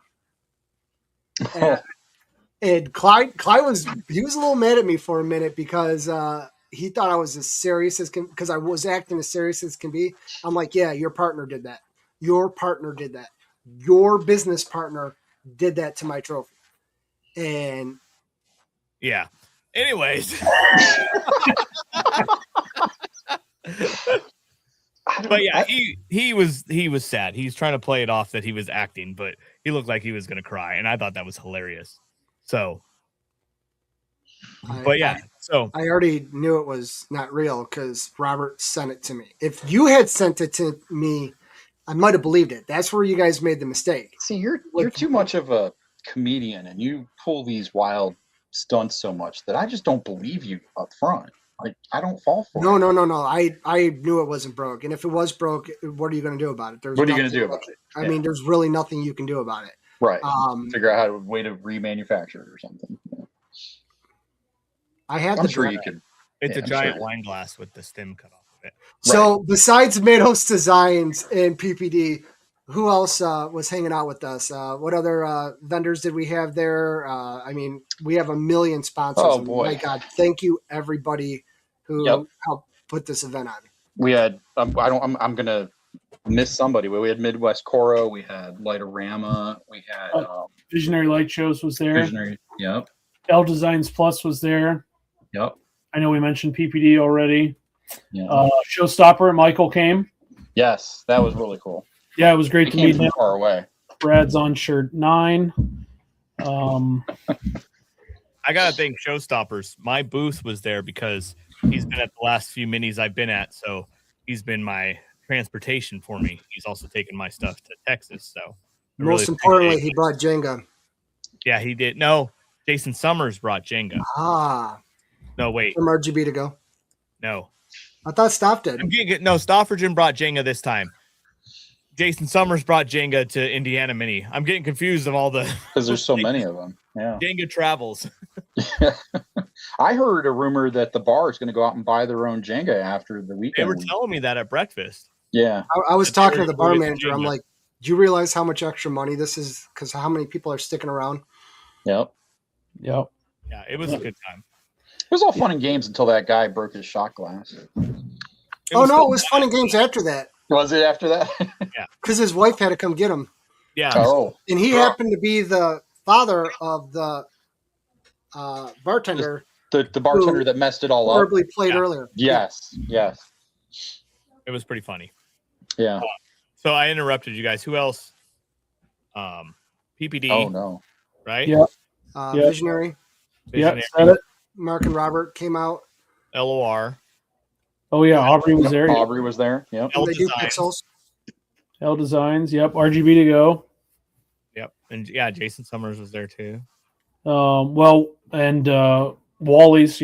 Ryan sponsored. The whole event, so that was great for him to help us out with offsetting some of the costs to try and keep the ticket prices reasonable. That's what it's all about, trying to not get crazy with ticket prices because these bigger venues definitely cost more money. So thanks, Ryan, for that. Yeah. Um, And then The amount of Coro we had, Ken gave us a ton of Coro this year, so that was great. Barry Designs or Barry Productions, I believe it's called. He gave us a ton of Coro as well this year. Bob McDowell, who helps put on the Florida Mega Mini, and actually that's his church down there. Chris, you have to try to go down next year. That's one hell of an event. Yep. It's a really good time. And then who sponsored your rooms? You had Permatrack, right? Yep. SFL Designs, Jason Sisk did one room. L Designs Plus did one room. And who am I missing? Who was my fourth room? Was it VLS? Did Visionary Light Shows do the last room? I don't. I think so. Drawing a blank. Yeah. I think they had the wine room. Yeah. And then you guys had blowmolds.com, right? Yeah, he's actually on the call right now. The GNK, I believe it is. Yeah, he's a new sponsor to us, and oh my gosh, I'm forget Tony, I think is his name. Tony is actually the new owner of that GNK, and I meant to mention this to you, Brad, because you get a lot of blow molds. Oh, yeah. He does repair and replacement parts for blow molds, and I think that's like a niche thing in the hobby, right? It's not a niche thing; it's a huge thing. There's a lot of people who do it, and like I was talking. No, I don't mean about use Michael, it. I meant businesses that could help you. Oh yeah, no. There's not a lot of businesses out there. It's basically if something's busted, that's it. So this is where you can get like replacement parts, like the lights or bases or noses, like for snowmen and different things. Over 300 replacement parts he's saying down here. Yeah, but he's Tony came out of and Tony, I mean this in the nicest way possible. He came out of nowhere in like the last 2 weeks leading up to the mini and was looking for a sponsorship opportunity. And it was the last one we had. So thank you, Tony, for doing that. Like Chris was saying, it helps offset the cost of running the event. Yeah. And anybody out there watching, we're covering like X Lights, we're covering LOR. We definitely would love to have anybody from that side of the community, like the blow mold community, Tony, out to do some talks. Yeah. This event isn't for just people with larger shows or, we had a lot of people that were beginners. My sister was there. I'm actually blown away that my sister is trying to learn because she has a lot of Govee stuff. So she wants to learn how to incorporate like WLED and X Lights. Or LOR using it, and instead of just saying, hey, do this for me, she's actually learning, her and her husband, and they tag teamed rooms. So they both went to like a different a different thing to get more knowledge. Wait, your sister was there and you didn't tell any of us? Right. This is where I was going to go. I was going to let him finish, but he probably knows better. Yeah, he didn't want us to get. I already apologized to Jason Summers because he has the WLED boards, and Niagara Falls saying, I'm going to give my sister your information. And she's an engineer. And, engineers, they ask a lot of questions about everything. And I said, I'm apologizing now. But no, I find it, I mean, her family and her kids helped us out a lot the last couple days setting up our display. And she does a lot more Halloween, but now she wants to see this come in. So a lot of newbies. So don't be afraid if you're just new to the hobby. You can learn. Let's talk about the classes, the presenters, like what all was covered. A lot of stuff. We had 4 rooms. We did. Boy, someone have to pull up a class list. I already forget. I've purged that from my memory bank. Jeff, do you have a list quickly? Chris disappeared. Chris disappeared for a good 6 weeks. He was touring with the Savannah Bananas. What list are you looking for, Chris? Yeah, I'm part of the what's the man banana? All the guys that whatever they call themselves, the man nanas or something. I do that on the side. Yeah, you're a cheerleader for the Savannah Bananas. Yeah, that's what I do. That's my side gig. Yeah, but hey, you get to travel all over. You get free hot dogs. I think you said hi to me in San Diego a few months ago. Far from what I do, but thanks for that, Brad. Jeff, I was looking for the class list. Brad had asked. Oh, I got the class list right in front of me. Oh, yeah. Yeah. We got a little sidetracked with Brad's wonderful commentary. We have 16 classes this year, which just blows my mind that we had, the space and the time to put 16 different classes on. But Clyde Lindsay was doing sequencing with colors. Scott Hansen did how to set up controllers and receivers and X-Lights. Tom, who we spoke about earlier, did frustration-free 3D printing. You saw some of that in the video from Brian. Tom will go to any event, anywhere, and talk about 3D printing. Every mini I've ever been at, including Florida, Tom is like doing a 3D printing class. And to his credit, we originally weren't going to do that class until we ended up having a 3D printer to give away. And then originally we were going to, use that class to talk up the printer, but then things changed and we turned it into as an incentive for the survey. Tom's awesome. He is. And then Aubrey, she actually came out and taught 2 different classes. One was what's new and what's next in Lightorama. And then she did a class that's called From Music to Motion, which is really popular. Crosses the realm of all the technologies. It doesn't matter if you're doing X-Lights or Lightorama. That class is more about how you sequence and how you tie music. I love Aubrey's music classes. She did one at our event 2 years ago, and I still either do the triangle or the square for counting beats and stuff. And I'm really into music, so anytime I'm driving, I just see squares or triangles with the beats. That had nothing to do with LOR or X-Lights. That's sequencing in general and learning the different sounds, listening for different sounds. I mean, it gets your mind thinking completely different. Yeah, it's a very popular class. At all the minis she teaches that one, and people love it. It's a great class. Yeah. You want me to keep going through all of these? Yeah, why not? Yeah, sure. Give him credit for classes for you guys. Yeah, Ron Armstrong did too. He did basic FPP as a show player and basic troubleshooting. And one of the trends we try to address at the mini is putting an equal amount of intermediate or beginner classes as well as some advanced stuff for the folks that have been doing it for a long time. We try to stagger them so that in any 1 hour slot, there's one of each, so that no matter your skill level, there's something to do in that hour.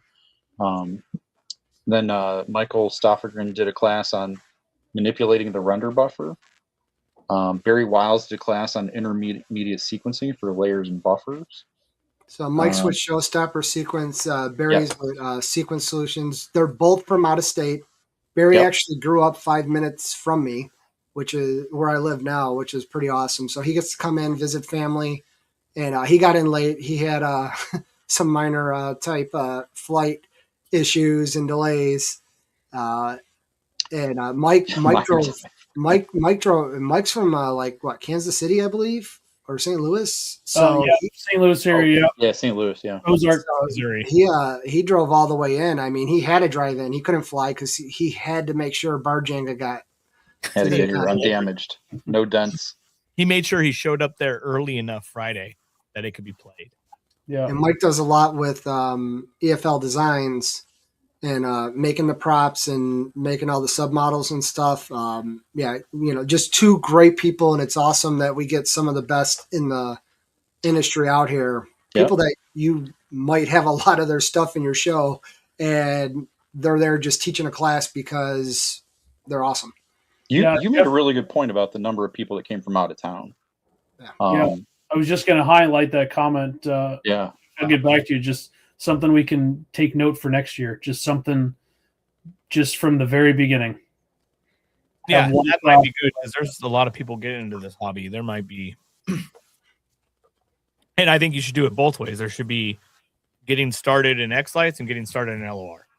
Yep. Well, I'll tell you what. I mean, if people want to go to either the Ohio Lighting Mini page or to the Ohio Lighting Enthusiasts group, me, Chris, and Jeff started 5 years now. Yeah, back in 2020, I think. We are always open to things. I mean, if we can get somebody to maybe teach, if people they do it at some places, we thought about trying to do something early, like teach a intro to X-Lights or even an intro to LOR if we can get Aubrey or any of the lore people out. You know, if we only had somebody in our group that won this show, it was on ABC at one point in time, something about Christmas lights. I think they might know something about where to start. What do you think, Jeff? I don't know. There might be somebody on the call right now who sequences for BF light shows that might know that better than me. Yeah, I think there should be a getting started with X-Lights and a getting started with LOR, nowhere near the same times. So people that are brand new could take both and then decide what path they want to go on. Well, one of the things we were trying to do is along that lines.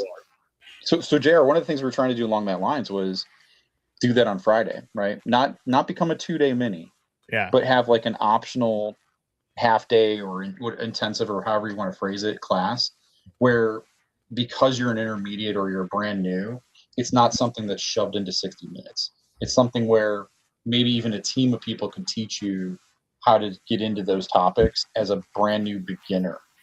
Oh yeah, and we had probably all the people there we had 6 X-Lights developers there, which is and LOR.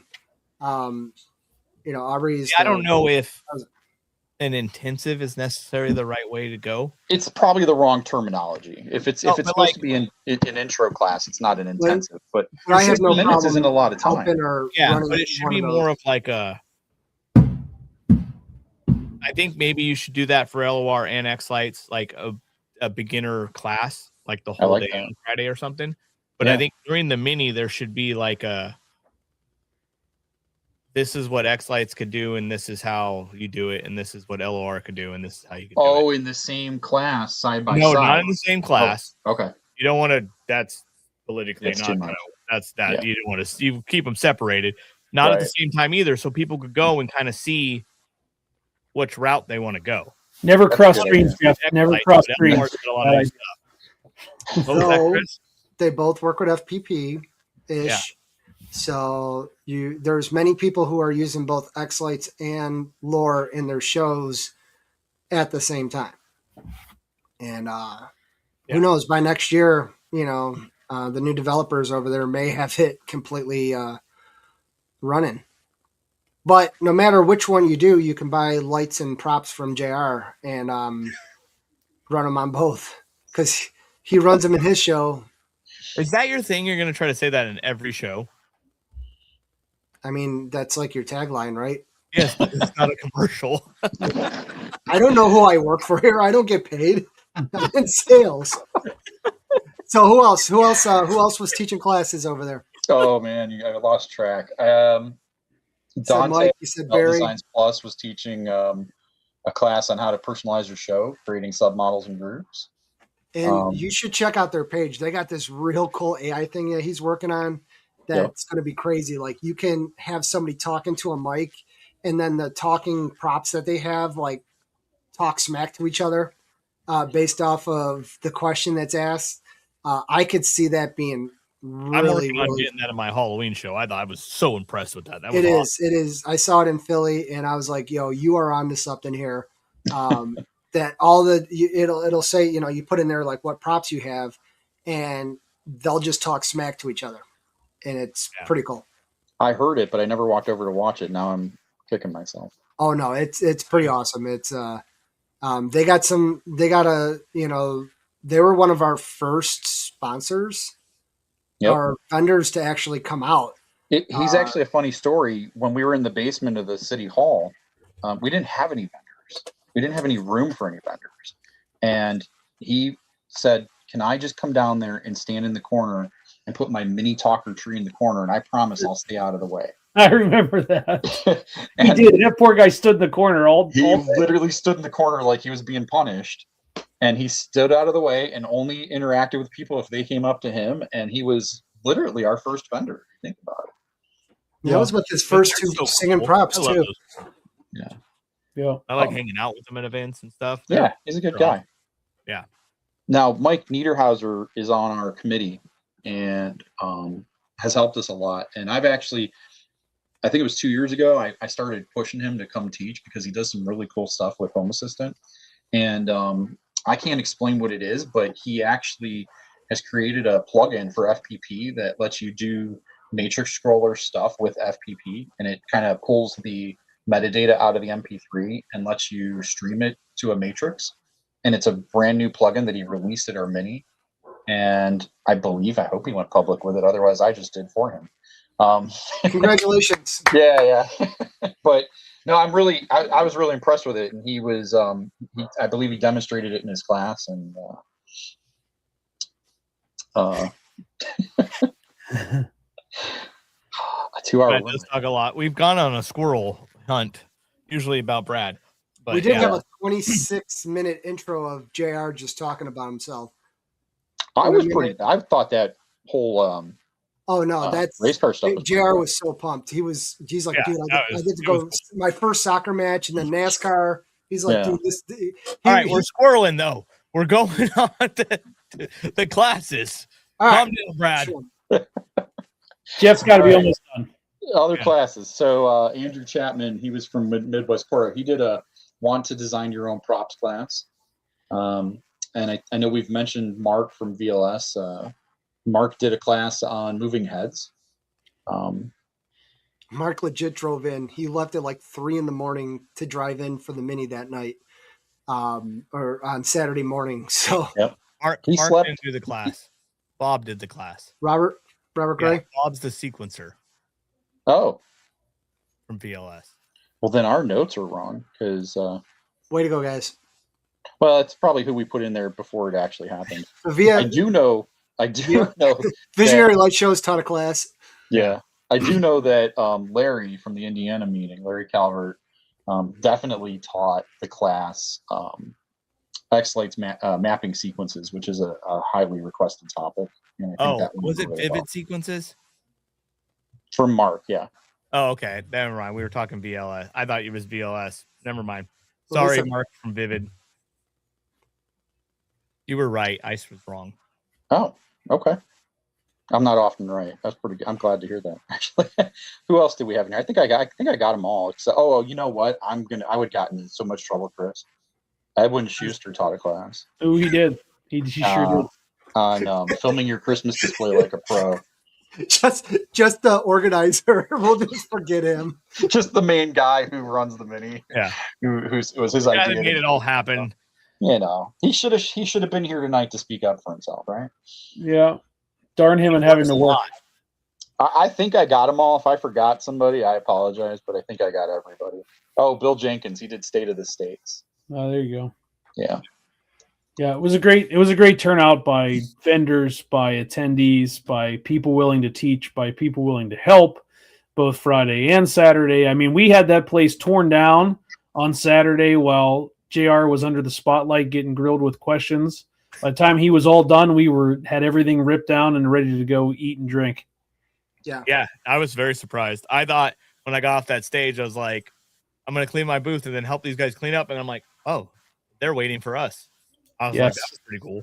We were on it. We could hear everything you said with Jeff's microphone in all the rooms, which was an awesome part of that venue as well. That the microphone streamed in every room, so we heard it all. But we worked hard so we could go have fun. Yeah, that worked out. I don't know whose idea that was, but it worked out really well. Yeah, it was cool. You guys did a good Pat job. yourself on the back, Jeff. Pat yourself. Christina is doing a very good job correcting specifically me. Yeah, I screwed up. Yeah. Though there is a mark with visionary light shows, but this was a different mark from a different From Vivid Sequences. Yeah. That's where I got confused because I thought it was VLS. Got it. I may have even said VLS actually when I first started And talking. Bob, That might have been Bob on is me. the sequencer for them.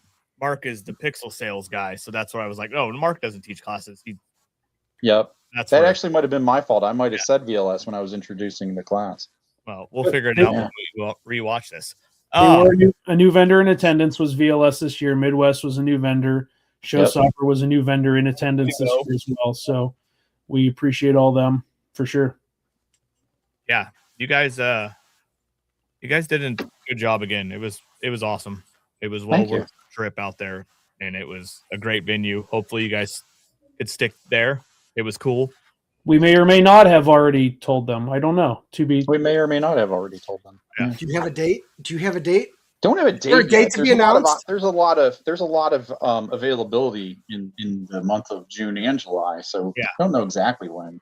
But I there would is an not pick a individual. date until 3 or 4 weeks from now to decide what your date should be. Why, you got another cruise? No, that doesn't do it. Just to see if other dates. Other dates populate. Yes. Yeah.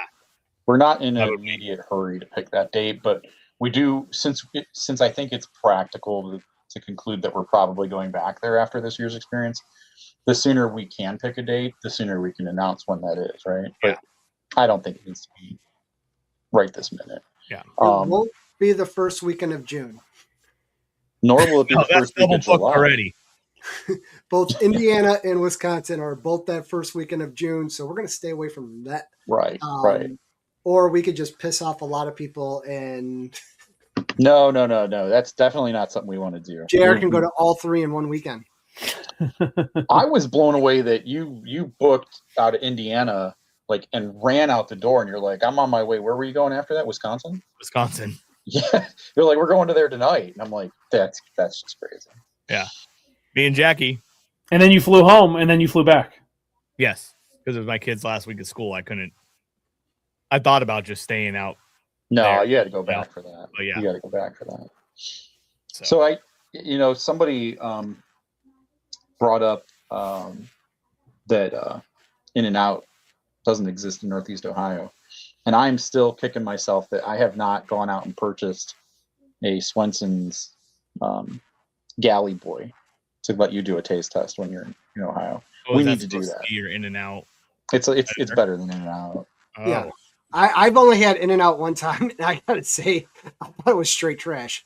The fries were good, but like I was. Oh man, yeah, John. See ya.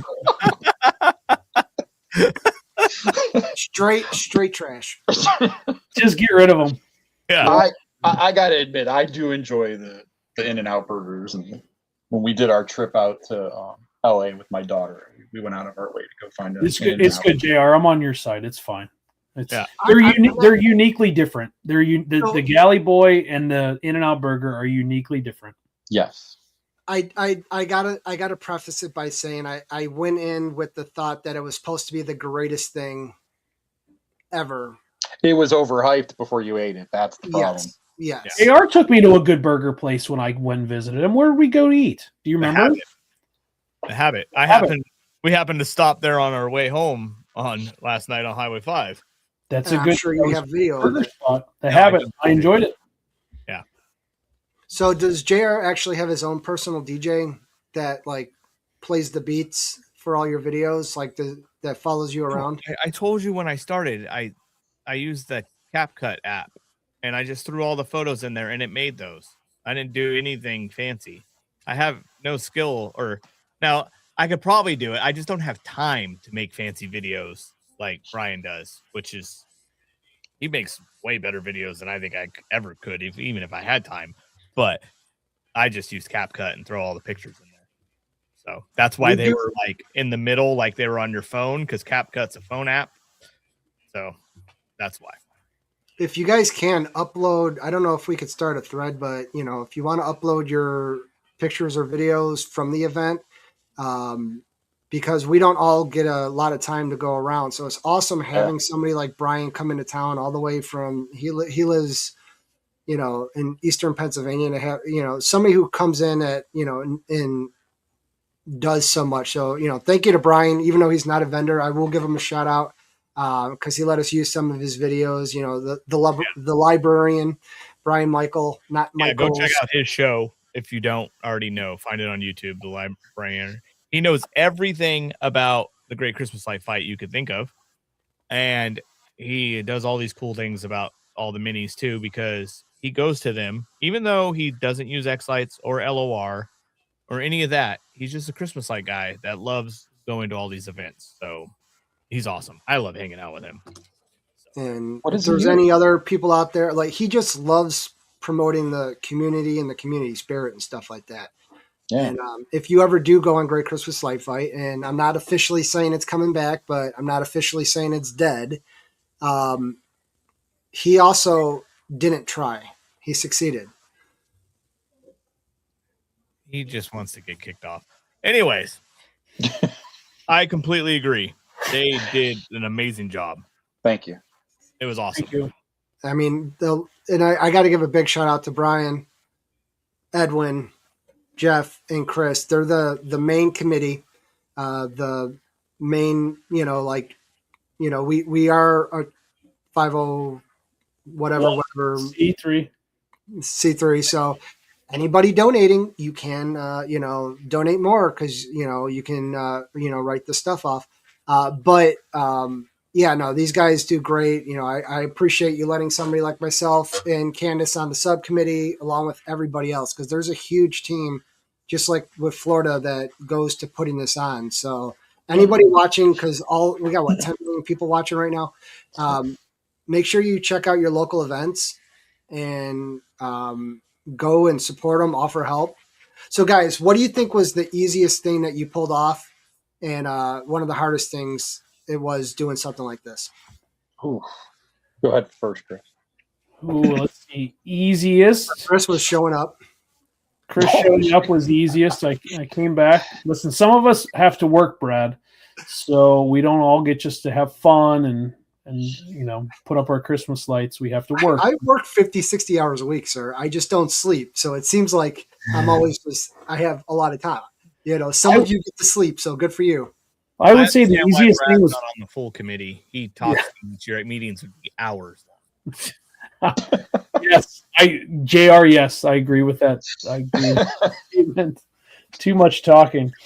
The easiest thing was probably the venue. The way that venue worked and flowed, not only with Cassie as the leader, but her whole team was just awesome. I agree with I would say the hardest thing was the fact that the darn air conditioner broke in one stinking room. It's 3 years of HVAC issues. That one room was warm, and that kind of stunk. But can't control that. It is what it is. They put some fans in the one room. Yep. So that's where I am, easiest and hardest. How about you, Jeff? Well, Brad changes his clothes again. Is it ugly sweater phase now? Yeah. No, it's Give Kids the World. Oh, okay. Where all our donations, the tens of thousands I didn't recognize the logo. Go to every year. Give Kids the World. I think I think that the easy thing for me that was really cool is a week before the event, we discovered that software from Light Show Hub that lets you do the raffles. And we pivoted in 7 days and moved the majority of our raffles into that app. And I think we were able to blaze through them doing that. The hardest thing is, you want to know what the hardest thing is, Chris? I think you might agree with this. Those of you who saw the prize table where all the bags were, Chris and I set that table up 3 separate times on Friday over the course of the 9 hours we were there. I moved that darn Coro so many times I got irritated with myself. Yep. Every time we set it up, we came up with a reason why we needed to reorganize it. And then, in the end, out of all the people running the event that understood where all those bags were, it was just Chris and I. And then when we went to draw all the prizes, poor Edwin went over there and was trying to do them in numerical order and had absolutely no idea where the bags were. But if one of the two of us were over there, it probably would have gone a lot smoother. Yep. Lessons learned. We made mistakes. Every mini, there's a lessons learned. JR learned he can't just give his tickets away. And his Yes. prize. Oh, did you try to do that?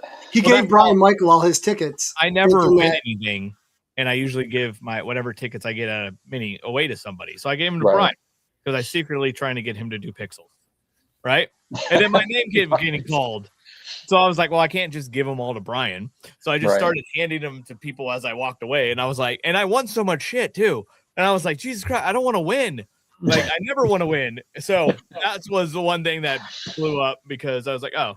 Yep, I still won, even though I gave my tickets Even away. though you gave them away, they're still tied to your name. Yeah. I mean, So between at first they had us verifying the numbers and the names, which I think is something we can change because I don't think people coming to these events are going to lie about who they are or their number and stuff.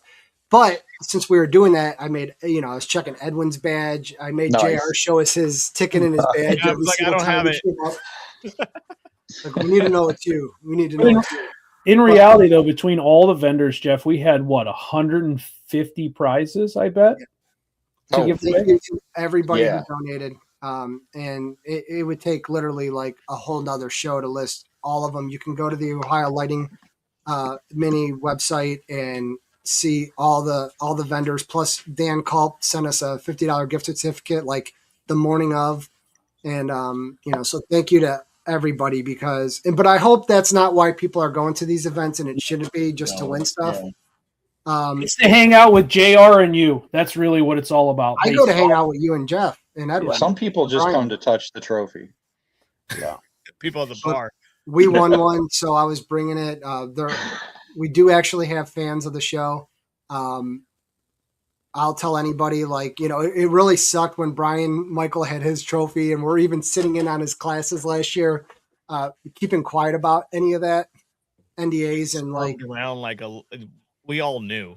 JR knew by that point, which Yeah. I found out later. They all found out in Florida. You can't keep a secret like that from everybody. You When know, not you're gonna on the show, you're in the inner circle. circle of trust. Yeah. So we know who's going to be on shows and everything because also being a vendor, you get that phone call of like, I'm going to be, I was like, I know. I'll get you fast. Yeah, I agree.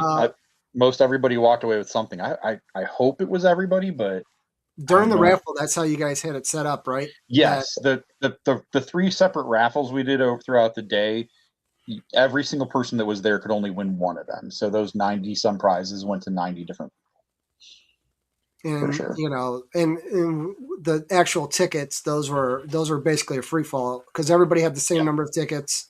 Yep. And if you want to put them all in one bag to You have had a better 25 chance chances at winning that one prize. compared to the 52 we did Yes. the first year. Yes. We because we had one table that had like 7 people there, and their numbers got pulled a lot. So we have Quite been a working on getting better and more efficient. There's a lot of talks behind the scenes, just so everybody knows how we can make these events better.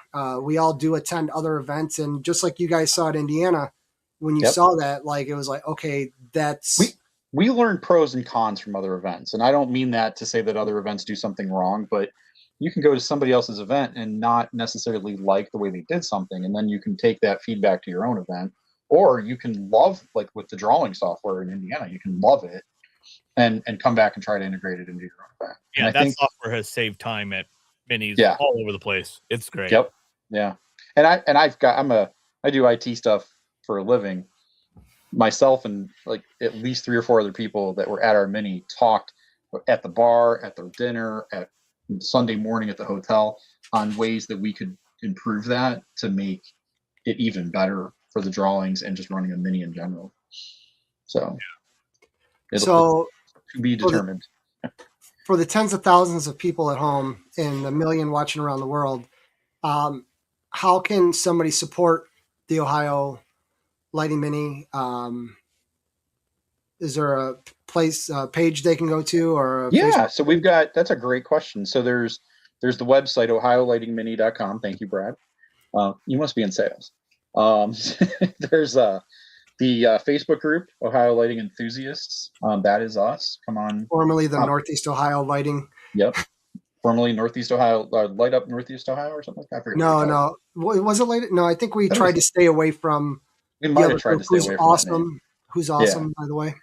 But no, there's an interactive group. The Facebook group is not meant to replace the main X Lights groups that are, worldwide. It's meant to take people like Chris and Brad and I, who are within driving distance of each other, and create friendships with people that you can drive to, not just in June and July, or go to a mini like this, but let's say you're in show season in November and you have a failure of a component and there isn't a vendor that can ship you one because they don't have it. Yeah. I can pick up the phone and call Chris, the Schusters, Brad. There's a really high probability that one of them has something I can borrow for that season, right? That's the reason we made the local group. But in terms of helping the mini, Brad, there's a million ways people can help. They can volunteer to be on the committee and take on tasks. They can volunteer to teach classes. There's it's like you were saying earlier, it's strictly a volunteer group. It's just a bunch of guys that enjoy and gals that enjoy the hobby, and just put a bunch of effort into running a really fun event. I would like to think we have like one of the largest contingents of females, like overall, like Jen Binder, all the way from Wisconsin. She's been coming out a couple years. She was in our promo video. It's funny. So she told me this in Wisconsin. She wasn't originally going to go to the Ohio Mini this year, but because she was in the promo video, she's like, I feel like I have to. Is that what did it? That's awesome. Lock them down. But Jen, if you're watching, or when you're watching, we appreciate the support all the way from Wisconsin. I mean, we started this group just to try to. We had seen this stuff happening in other states, and it was like, it would be kind of cool having something like this in the Northeast Ohio. A way to bring more people into the decorating hobby, introduce more of these people to the vendors. Wow, we just hit 2 hours. Good job. Okay, so we'll finish this up. Go ahead and hit some of the following, the finishing questions, JR. The good closing questions. The good closing questions? Not the bad ones. Brian's going to be mad at me. I told him 2 hours is a long time. For some people. I know. For other people, that's normal. All right, so I'm going to ask one last question about the mini because we pretty much covered it all. Cool. What is the one thing each of you hope people took home from the mini? Oh, wow. Inspiration. And I personally took these events that happen for me in the May, June, July timeframe inspire me to get out of the basement and to start working on my show. And if it wasn't for events like this, like going to Indiana for me this year, going to Florida Mega Mini back in March, right? They inspire me to realize that I have a bunch of things that I know I need to do. And if I don't get on top of it now while it's nice out, I'm not going to get to it until October or November, and I'm going to be scrambling. We just had this discussion, didn't we, yesterday, Jeff? I think we did. Yes. Getting outside and putting something out in the rain. It didn't happen. It didn't happen. Shame on you. But you were not. I have been doing a lot. I literally over the past couple of days this weekend, I've been, creating a list of things I need to work on, things I need to order, and things I need to clean up to make room to do work. So for me, it's inspiration. For other people, if they're brand new in the hobby, it might be, that next step of taking the first 2,000 pixels they bought a year ago. Like in Jen's case, I think she had 3,000, right? And it now she's probably got a show that's going to start rivaling mine. And I've been at it since 2018. She got the whole band. Yeah. The whole band. The whole band. Here's a tip from somebody who was at the Wisconsin one and your mini. They did do a QR code thing where they scanned it that put you into certain prizes. So instead of the tickets, that might help you. Well, it's funny you should say that. And Christina, that's a great point. One of the improvement ideas I had was instead of our bags where people drop tickets in, we were going to potentially put a QR code on each of those bags. And we'll give people the same, bucket of tickets. You get 25 or 30 or whatever, and you can scan a QR code and then tell it how many tickets you want to put in that prize bag. And then now we're not dealing with the paper tickets, and since it's done electronically through a QR code, we can go put it into that drawing website, because now we don't have to physically go into the bags and pull the tickets out. Yeah, they did the QR code thing in Wisconsin with the same software. The only problem you run into is you're inevitably going to run into one or two participants who decided to show up with a flip phone, and how do you deal with that? Yeah. I would say my thing is new friendships. You know, we're going to try something, I think, next year where we're going to not assign a table to you, but put table numbers out.